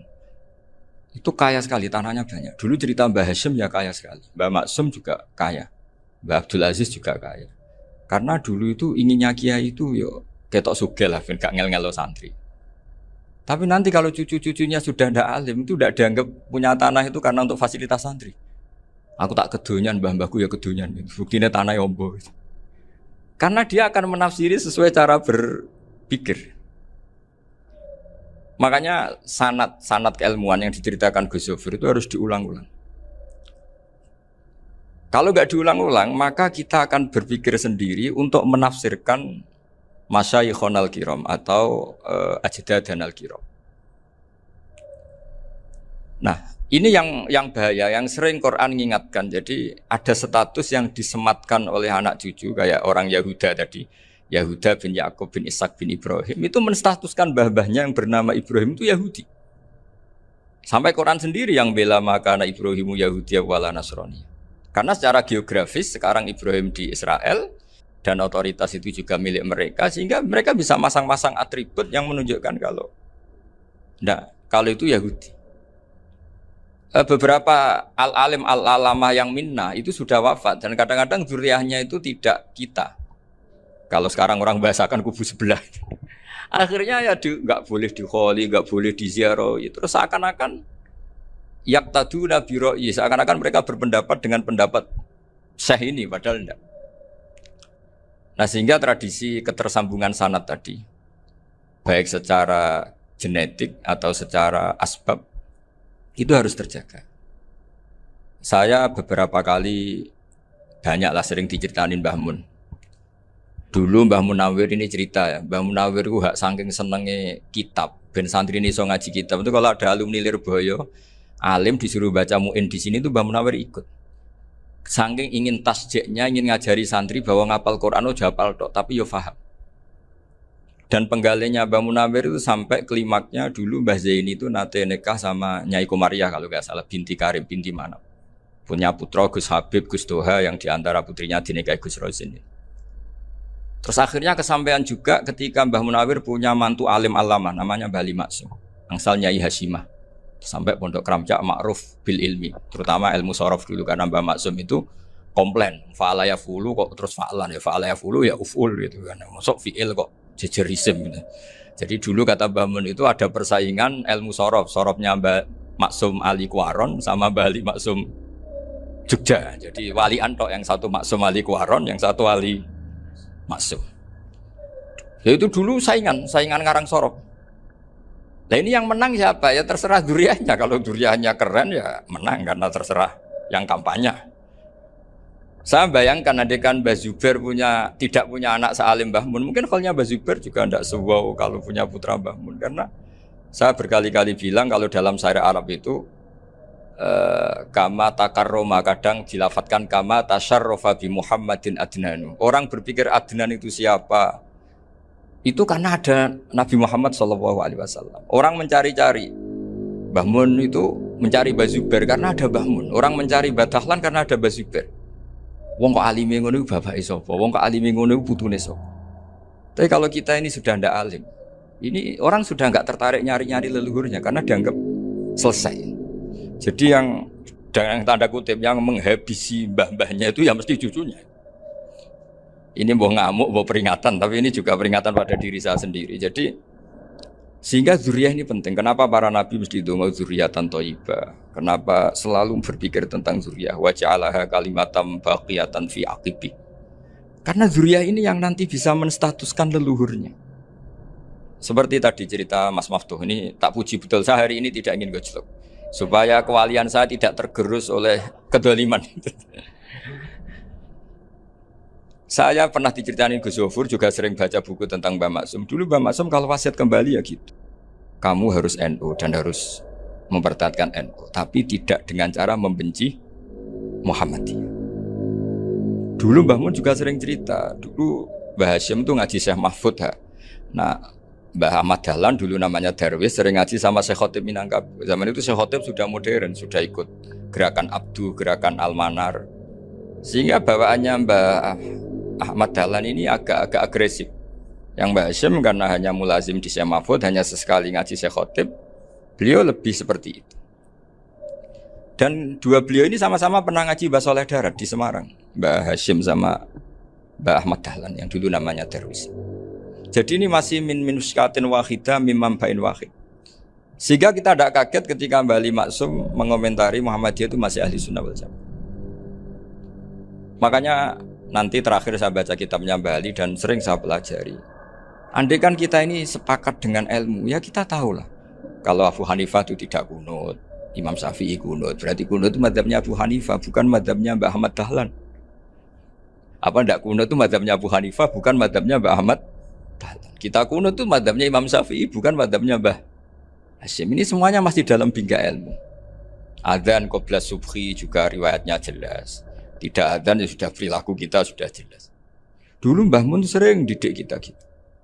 Saya sering dengar cerita kalau dulu Pak Arif Fakhruddin begitu hormat sama Mbah Ali, apalagi zuriyahnya Mbah Azhar Basir, karena beliau dulu do ngaji di Termas. Dulu itu enggak ada masalah karena semuanya dianalisis pakai ilmu. Tapi sekarang pakai identitas, yang kunut itu NU, yang enggak kunut Muhammadiyah. Berarti Abu Hanifah itu Muhammadiyah, Imam Syafi'i itu NU. Berarti Imam Syafi'i itu ya anak buahnya Ki Miftahul Ahyar kira-kira gitu kan anak buahnya Pak Said Akil. Kan terus jadi repot. Dulu kita ini pengagum ilmu, bukan pengagum perbedaan. Sehingga di sini yang saya kagum dari sekian ceritanya Mbah Ali Maksum, supaya kitab ini to the point, supaya nggak lama-lama karena waktunya juga. Nanti kalau kemalaman ini kena semprit ini sudah. Ini diantara yang diceritakan Bali itu unik. Imam Syafi'i itu sering tawassul, sering wasilah sama siapa itu? Abu Hanifah. Ini sudah tak petakan, saya baca yang sensitif lah, so yang ini ya. Ziyar al-Babus Samin, terus sebentar ini yang bab tawassul.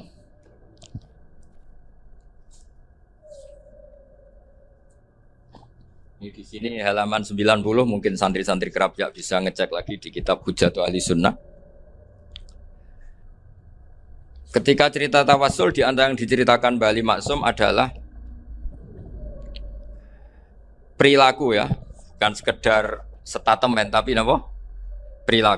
Perilakunya Imam Syafi'i atau ahwalnya kalau bahasa halusnya yang selalu ke makamnya Abu Hanifah untuk tawassul. Padahal Imam Syafi'i itu orang yang secara ilmu sering kritik Abu Hanifah. Jadi ini saya baca ini di halaman 100, jadi tawassul mulai halaman 9 berapa ini? Sampai halaman ini yang Qala sami'tu Syafi'iyya yaqul inni la atabarraku bi Abi Hanifah wa aji'u ila qabri fi kulli yaumin za'iran. Fa idza uridat li hajatun shallaitu rak'ataini halaman 100 waji'tu wa sa'altu wa ta'ala al hajat indahu fama tab'udu anni hatta tuqda. Kana al Imam Syafi'i ayyama huwa bi Baghdad yatawassalu bil Imam Abi Hanifah yaji'u ila dorihi fayusallimu alaihi wa yatawassalu ila Allah bihi fi qada'i hajati. Terus wa tawassalul Imam Ahmad bi Imamina Syafi'i. Jadi di antara yang diceritakan Mbah Halim Maksum itu betapa Imam Syafi'i yang terkenal sering mengkritik Abu Hanifah dalam tatanan fikih karena beliau tidak percaya ada istihsan. Abu Hanifah berpendapat adanya istihsan dan kita tahu lah ikhtilafu Syafi'i wa Abu Hanifah itu besar sekali. Tapi beliau itu tahu Abu Hanifah itu orang yang sangat soleh. Abu Hanifah itu kalau ketemu sama orang yang utang beliau itu yang lari bukan yang utang Abu Hanifah. Karena takut orangnya itu izin. Jadi kalau ketemu yang utang di jalan itu yang sembunyi itu Abu Hanifah. Kenapa engkau sembunyi? Ada yang utang saya lewat, nanti orangnya malu. Jadi setingkat Rabi'ah Adawiyah itu beliau di rumah ada maling itu sembunyi.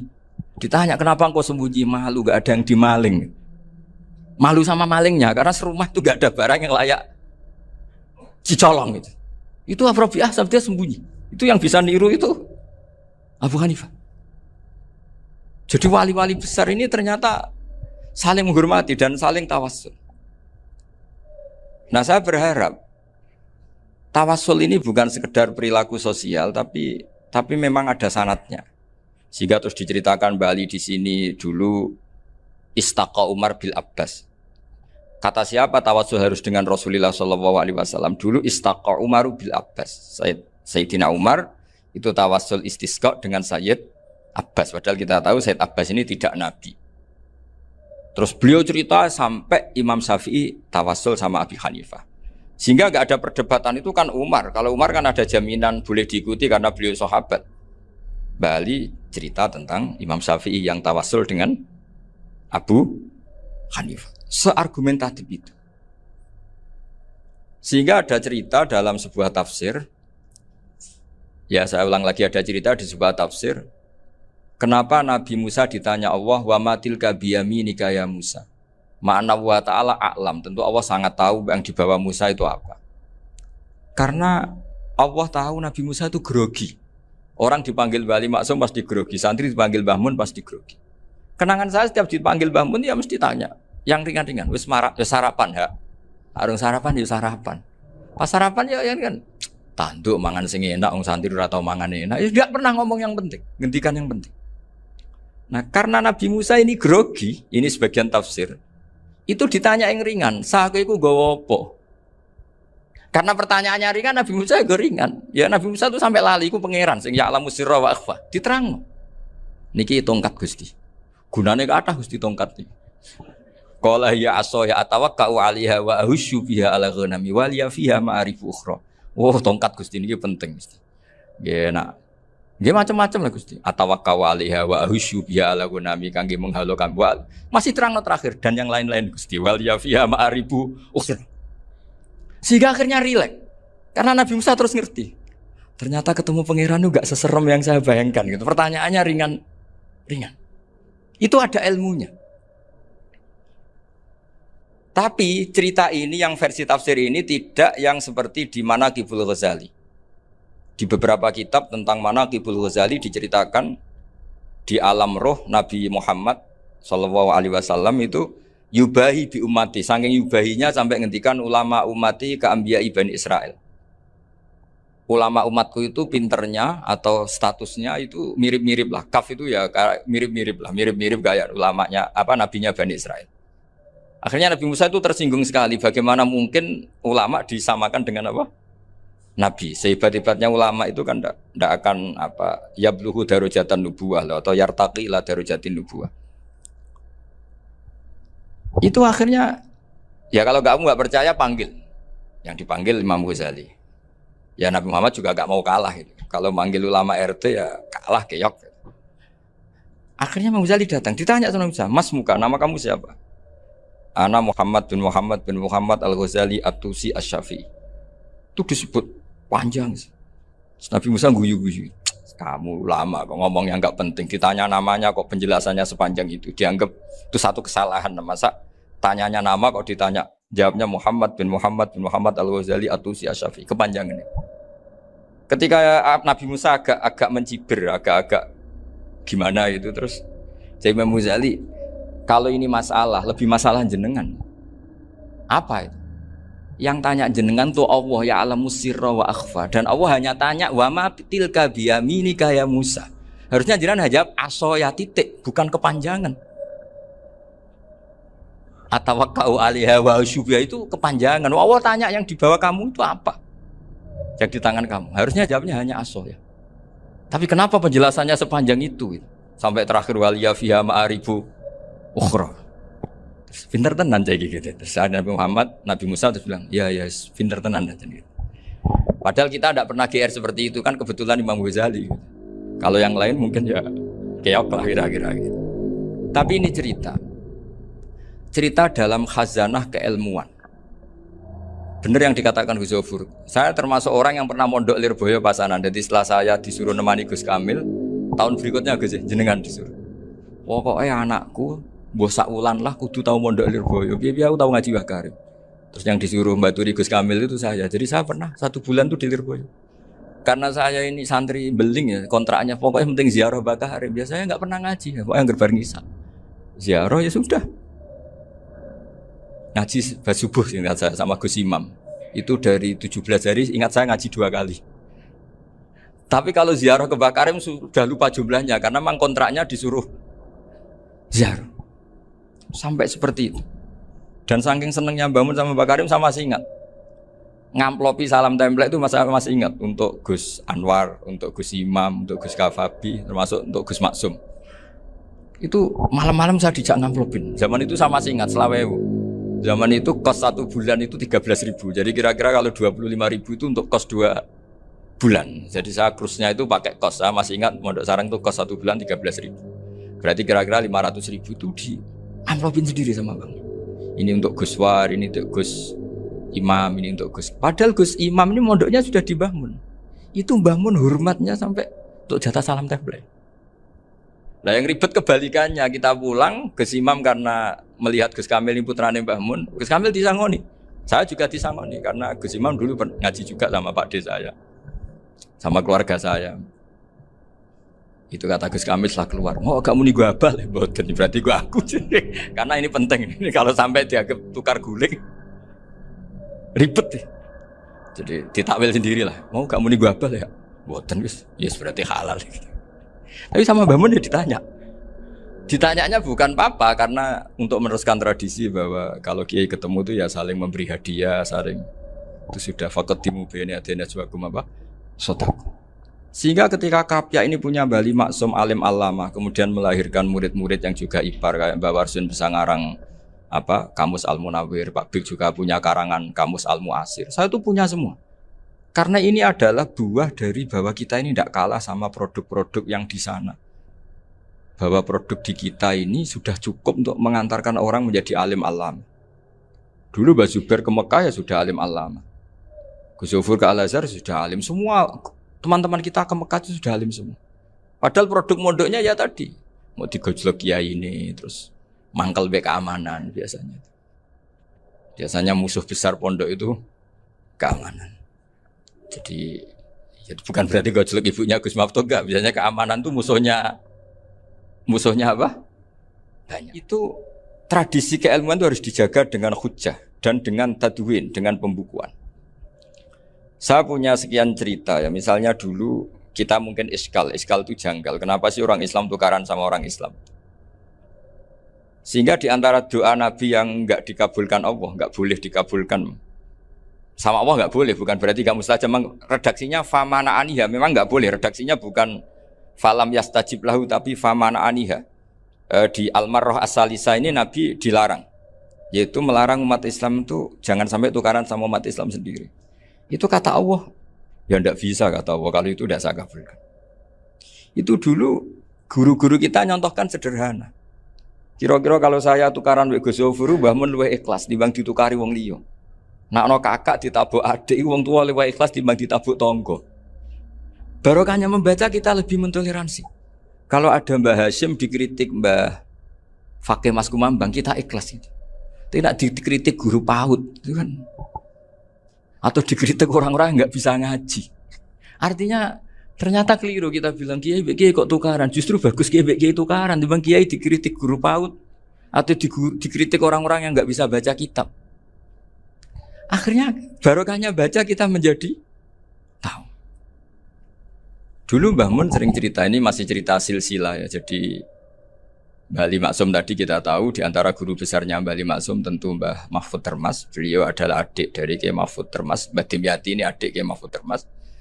Itu punya saudara namanya Abdul Razak, juga punya saudara namanya Dahlan. Itu yang membawa Thariqah Syadziliyah di Solo Raya. Yang sekarang alhamdulillah diteruskan Gus Wafi.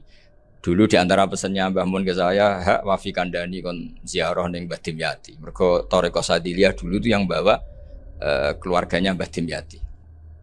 Jadi semuanya ini masih dzurriyyatan ba'duha min ba'd. Nah pesan saya karena tadi Mbah Munawir yang termasuk orang pertama yang bawa Quran, bawa Qiraah Sabah. Kenapa saya bilang termasuk? Karena kalau bilang paling pertama ini nanti butuh data. Dan itu agak kerepotan lah. Tapi yang jelas mimman istahara lah. Mimman istahara yang membawa Sabah ke sini itu adalah Mbah Munawir. Terus beliau ngajarkan diantaranya ke Mbak Arwani pakai kitab Satibi, pakai kitab Nazmus Satibi. Terus Nazmus Satibi itu diteruskan oleh Mbak Arwani, ditulis. Yang nulis dulu Mbak Dola Salam. Bapak saya itu murid Mbak Dola. Dulu Mbak Dola sebelum ke Mbak Arwani ngaji sama Ki Said di Sampang. Bapak saya sebelum ngaji di Mbak Dola sudah hafal Quran lewat buyut saya sendiri namanya Ki Zubaidi. Yang Ki Zubaidi akhirnya jadi menantunya Mbak Ahmad Su'eb. Jadi buyut saya kandung ini namanya Sofia, itu angsal keluarga Lasem yang adiknya. Sofia ini punya adik Badiah yang jadi ibunya Ki Sahal. Terus Ki Sahal punya Mbak Yu namanya Muzayanah, punya di garwa Ki Mansur punya anak Gus Qayyum. Jadi dulu ibu saya, ibunya Gus Sofur, ibunya Pak Maftu itu semuanya di Lasem. Karena saya dari keluarga Gen ya Lasem, dari keluarga sanad guru ya Lasem. Tapi Lasem Bahdawi itu dulu ngajinya di Mbah Umar Harun di Sarang. Mbah Umar Harun ini menangi Sayyid Ahmad Zaini Dahlan. Sayyid Zaini Ahmad Zaini Dahlan ini punya cucu keempat yang hidup di Sedan. Terus makamnya di Lasem. Namanya Habib Haidar. Itu yang nulis biografinya Mbah Maksum. Mbah Maksum bukan Bali. Biografinya Mbah Maksum. Itu ditulis oleh Habib Haidar. Namanya Haidar bin Hasan bin Sodaqoh bin Ahmad Zaini Dahlan. Nah, Habib Haidar ini menantunya Sayyid Hamzah Sato. Hamzah Sato itu Hamzah bin Abdullah bin Umar. Itu kakaknya Sayyid Abi Bakar Sato, Sohibul I'anah. Nah Sayyid Umar ini yang dulu ngajari mbahnya Mbah Mun namanya Ahmad bin Su'eb. Nah, di antara ajarannya adalah baca kitab-kitab kecil yang bisa dihafal. Dibawalah ke sarang jadi metode muhafadzah. Tapi kemudian lama-lama oleh pondok itu jadi syarat kenaikan kelas. Dulu gak ada muhafadzah untuk kenaikan kelas ya, supaya orang alim itu harus hafal. Lama-lama dipakai syarat untuk muhafadzah. Jadi semua ini sanad harus kita ingat supaya kita bisa menjaga tradisi. Termasuk tradisi ini kiai seneng jagungan, terus ngomong ra penting. Itu juga sanad.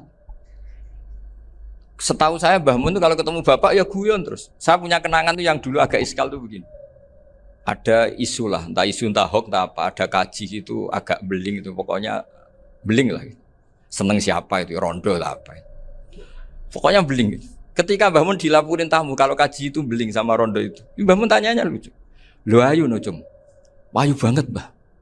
Wahyu. Itu bapak juga bakas ayu nih. Dulu saya sekali ini kiai kok bakas wong ayu, bakas budine barang lah kira-kira gitu. Tapi setelah saya tambah alim, tambah ngerti itu, kata bapak gini, ya abek bakas ayu hak timbang iya no malah qadzaf. Ternyata seni. Sekali Mbah Mun atau bapak bilang, waji kok zino kaji, maka larinya ke qadzaf. Maka menghindari bahasa menuduh, ngomong yang enggak penting. Lho ayu no. Jadi kiai dulu tuh orang sok suci tapi menghindari hal-hal yang Jadi punya seni untuk ngelola kehidupan. Orang bermalam-malam jagungan sama teman asik itu kan perlawanan terhadap nafsu kita, syahwat kita untuk mungkin nikmati dugem di bar atau di tempat-tempat maksiat. Itu setan di Indonesia tuh kakuati sama Ki Jawa. Orang supaya tidak tertarik maksiat itu Ki Jawa cukup ketemu kancane masak terong guyon, gejol-gejolokan zaman mondok, sewengi lulus sangka maksiat. Bar wis tutup. Perlawanannya sederhana, enggak pakai tahajud, enggak pakai wiridan karena Ki Jawa juga koyo rapati potongan ahli ibadah gitu. Itu jagungan. Gitu. Jadi setahu saya itu pernah lihat Bali itu sekali ketika beliau ngisi ceramah di Mbah Hamid Bedowi. Saya masih kecil diajak bapak. Dulu kalau bapak ngelihat Bali sama Mbah Hamid itu mesti nangis. Karena dua orang alim bertemu. Yang akhirnya ya bisanan itu. Mbah Hamid punya anak Gus Nasih, di sini ada Mbah Nafisa, terus jadi Mbak Salih Hindun itu. Jadi dulu tuh ya guyon terus ketika ketemu. Itu yang sering bodoni Mbah Hamid itu ya Ki Bisri. Ki Bisri itu kalau datang ke Ki Hamid Pasuruan, nak wali tenan aku teko ditata nomangan. Jadi ukurannya ya. Ternyata sampai sana dikeimangan tenan. Masih belum mengakui, kan nak wali tenan aku iki kiai rung di mobil, dongakno aku di mobil. Sudah kalah satu seri itu masih gak terima. Lalu itu Mbah Hamid akhirnya berdoa, ayo monggo, mugi-mugi Ki Bisri gak ada mobil. Itu setelah didoain masih tanya, merek apa merek? Itu Mbah Hamid jawab, yo paling Holden itu. Nah, paling Holden. Itu nyari mobil itu ya adalah dapatnya Holden. Suatu saat Mbah Bisri diundang Mbah Hamid gak dikasih bisar. Karena utangnya sudah banyak Mbah Hamid. Mbah Bisri ini utang doa tadi.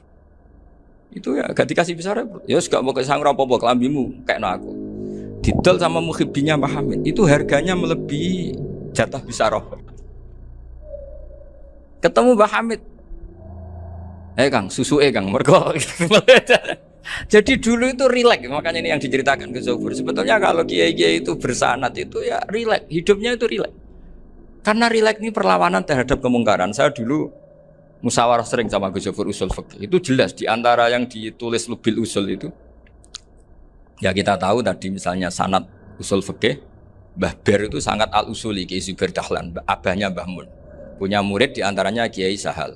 Kiai Sahal punya karangan Thariqatul Husul, fi syarhi Lubil Usul. Itu Thariqatul Husul itu beliau ngendikan dalam mukaddimah bahwa saya bisa mensarah ini berdasar ngaji maknani sama Mbah Zubair. Terus beliau mengutip sarah itu dari kitab Nailul Ma'mul. Beliau ngendikan binus khotin khatiyah ghairi matbu'ah. Dan itu ditemukan di Kiai Mansur di Lasem. Karena Kiai Mansur iparnya Mbah Sahal. Mansur bin Khalil itu diantara katibnya Syekh Mahfud. Jadi semuanya ini sambung. Mbah Ber saking ahli usul fikihnya, kalau ngajar usul fikih itu kalau guyon takriran saya ini lebih memahamkan ketimbang sarah. Ya sudah, terus Mbah Zubair Kiai Fakih, terus Syekh Mahfud. Di sini Syekh Mahfud termasuk orang yang dekat Mbah Munawir sampai putrane Mbah Mahfud namanya Gus Muhammad dibawa Mbah Munawir, kemudian mondok di Termas diantaranya, terus dinikah jadi menantunya kalau nggak salah Haji Taslim di Betengan, kemudian sekarang juriannya Mbah Mahfud di Betengan. Ini nggak boleh hilang secara seperti itu. Diantara di usul fikih diterangkan ketika diantara 5 hukum itu ada yang bernama mubah. Mubah itu boleh dilakukan, boleh ditinggalkan, dan kalau dilakukan ya tidak berpahala, tidak disiksa. Itu ada ulama yang protes nggak bisa seperti itu. Itsma min mubahin ila wa tahaqqaqu bihi tarku haramimma. Fa'il zamu minas sukun tarkul qatli wa minas sukut tarkul qadaf. Ndak bisa, mubah itu ndak ada. Kalau kiai jagungan semalaman, itu Allah ngitungnya itu hada taroka dugem, wa hada taroka delok dangdut, wa hada taroka kada wa kada. Oh, itu luar biasa. Dan kita ngikuti yang seperti itu saja. Gak usah tahajud, gak usah witir telulas kaya ora kuat timbang gremeng. Sewengi jagungan, setan ngenteni kita tergoda maksiat, ternyata maksiatnya sampai tutup, kiainya masih apa? Jagungan. Jadi jagungan saja ada ilmunya bahwa itu perlawanan terhadap tarkul ma'asi. Sehingga bagaimana Anda katakan mubah ini mubah, toh gunanya adalah tarkul haram. Meskipun efek mubah juga bisa tarkul wajib, wae bojo blonjo turu.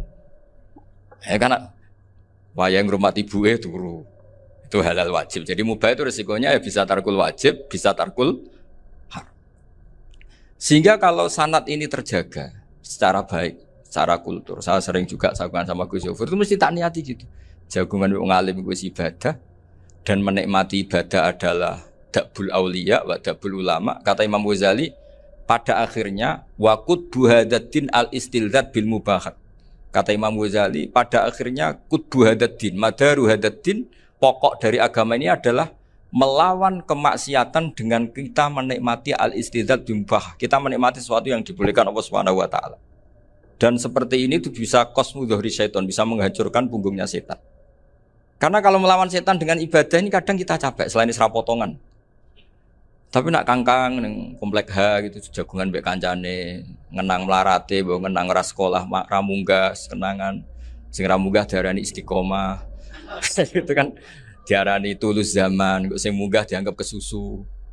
Saya ini punya pondok Quran, kalau ada yang hafal 3 tahun mesti digojol kancane. Gak apik kesusu itu. Kesusu itu mesti tidak barokah karena tergesa-gesa apa? Hatam. Sehingga yang enggak hatam-hatam itu kayak partai mayoritas. Ini yang partai tulis zaman katanya. Ahli sobri katanya. Akhirnya di pondok gara-gara itu mau guyon, tapi enggak ada stigmasi yang enggak naik. Di Pondok Sarang itu saya punya temen itu banyak yang sekelas dengan saya, sekelas sama Gus Kamil, akhirnya sekelas dengan Gus Zofur. Padahal saya ini kakak kelas. Saya temannya, Gus Kamil temannya Gus Zofur. Ini anak ini nggak pernah naik, itu nggak dinyek, nggak dicibir di pondok. Karena guyonan tadi, guyonan bahwa ini bagian dari bentuk apa? Istiqomah. Nanti yang goblok juga tenang. Karena kiainya cerita, kadang santri goblok ya baru kan di sini pondok akeh santri ora tau sinau ning omah dadi kiai gede. Selalu kiainya tuh cerita seperti itu. Akhirnya sing goblok ya bangga dengan kegoblokannya. Iya, jadi kiai itu orang yang meskipun guyon ini barokahnya Masya Allah. Dan setahu saya kiai-kiai alim itu ya senengannya guyon karena tadi guyon itu luar biasa. Bapak saya itu kalau pesan sama saya itu enak ngaji es guyon nice. Wong ning omah mikir utang, mikir wedi bojo macam-macam kok ngaji kok jak nangis pisan, nangis ping pindho katanya. Sudah jak guyon nice. Paling gak lali. Dan beliau punya dalil kul bi fadlillah bi rahmati fa bidzalika falyafrah. Jadi jangan sampai orang ini farah bil maksiat, jangan sampai orang itu. Dan ini yang saya kenang dari sekian cerita murid Bali. Mbah Ali Maksum ya senangane guyon. Gojol-gojolkan mbek santri guyon. Ini saya maklumatkan ke semua santri beliau bahwa ini bukan sekedar guyon, tapi al-istilzat bil mubahat. Ini adalah perlawanan terhadap setan karena banyak orang bisa senang tuh kalau nunggu maksiat.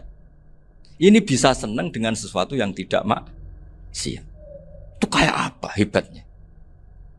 Makanya Nabi itu kalau ketemu sahabat ya sering ngendikan yang ringan-ringan. Ya Umar ma'afalan duher jong mana piye ijek. Kalau ketemu anak kecil ya nanti ketemu yang tua-tua yang sudah nggak bisa mikir, ya cerita-cerita saya mohon sekali murid-murid kerap ya, jangan hanya ngaji fikih. Kalau hanya ngaji fikih itu posisi Abu Hanifah itu seakan-akan nyuwun sewu orang yang sangat tidak ahli hadis, karena beliau di situ kelihatan kalah sekali dengan Imam Syafi'i.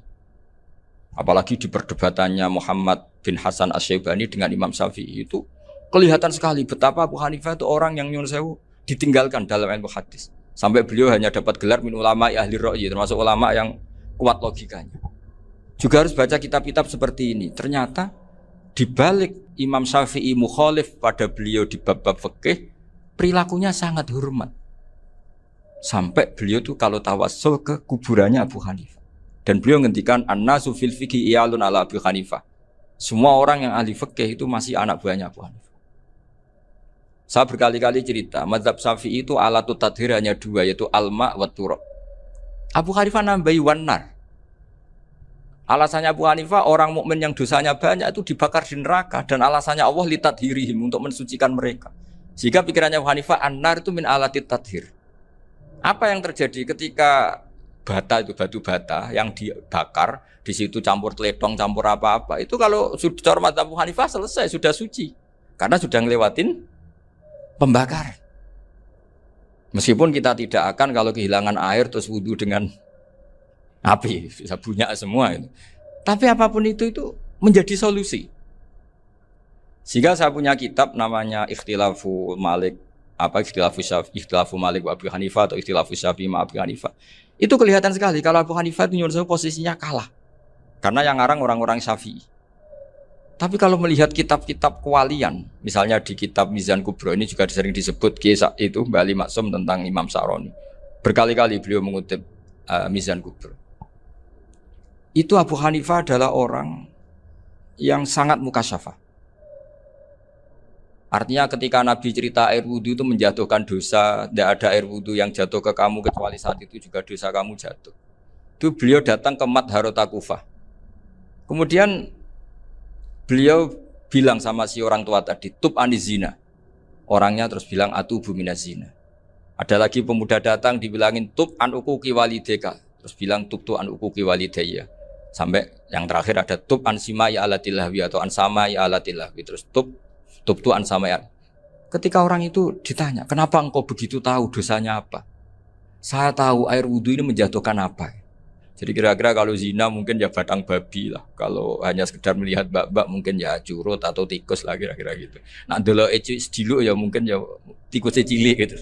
Nah dulu suwi ya tikus werok itu atau apalah. Pokoknya beliau itu tahu. Tapi anehnya Abu Hanifah apa? Setelah itu dia nangis minta muka safanya ditutup. Ya Allah, saya ini muka safah kok malah menjadi tahu sawatil mukmin. Padahal aturan syariat jenengan man satara musliman satarahu, bahwa enggak baik melihat jeleknya orang mukmin. Minta ditutup. Makanya saya ini bangga ada muka safah. Makom yang kita sampai sekarang tuh makom setelah Abu Hanifah muka safah.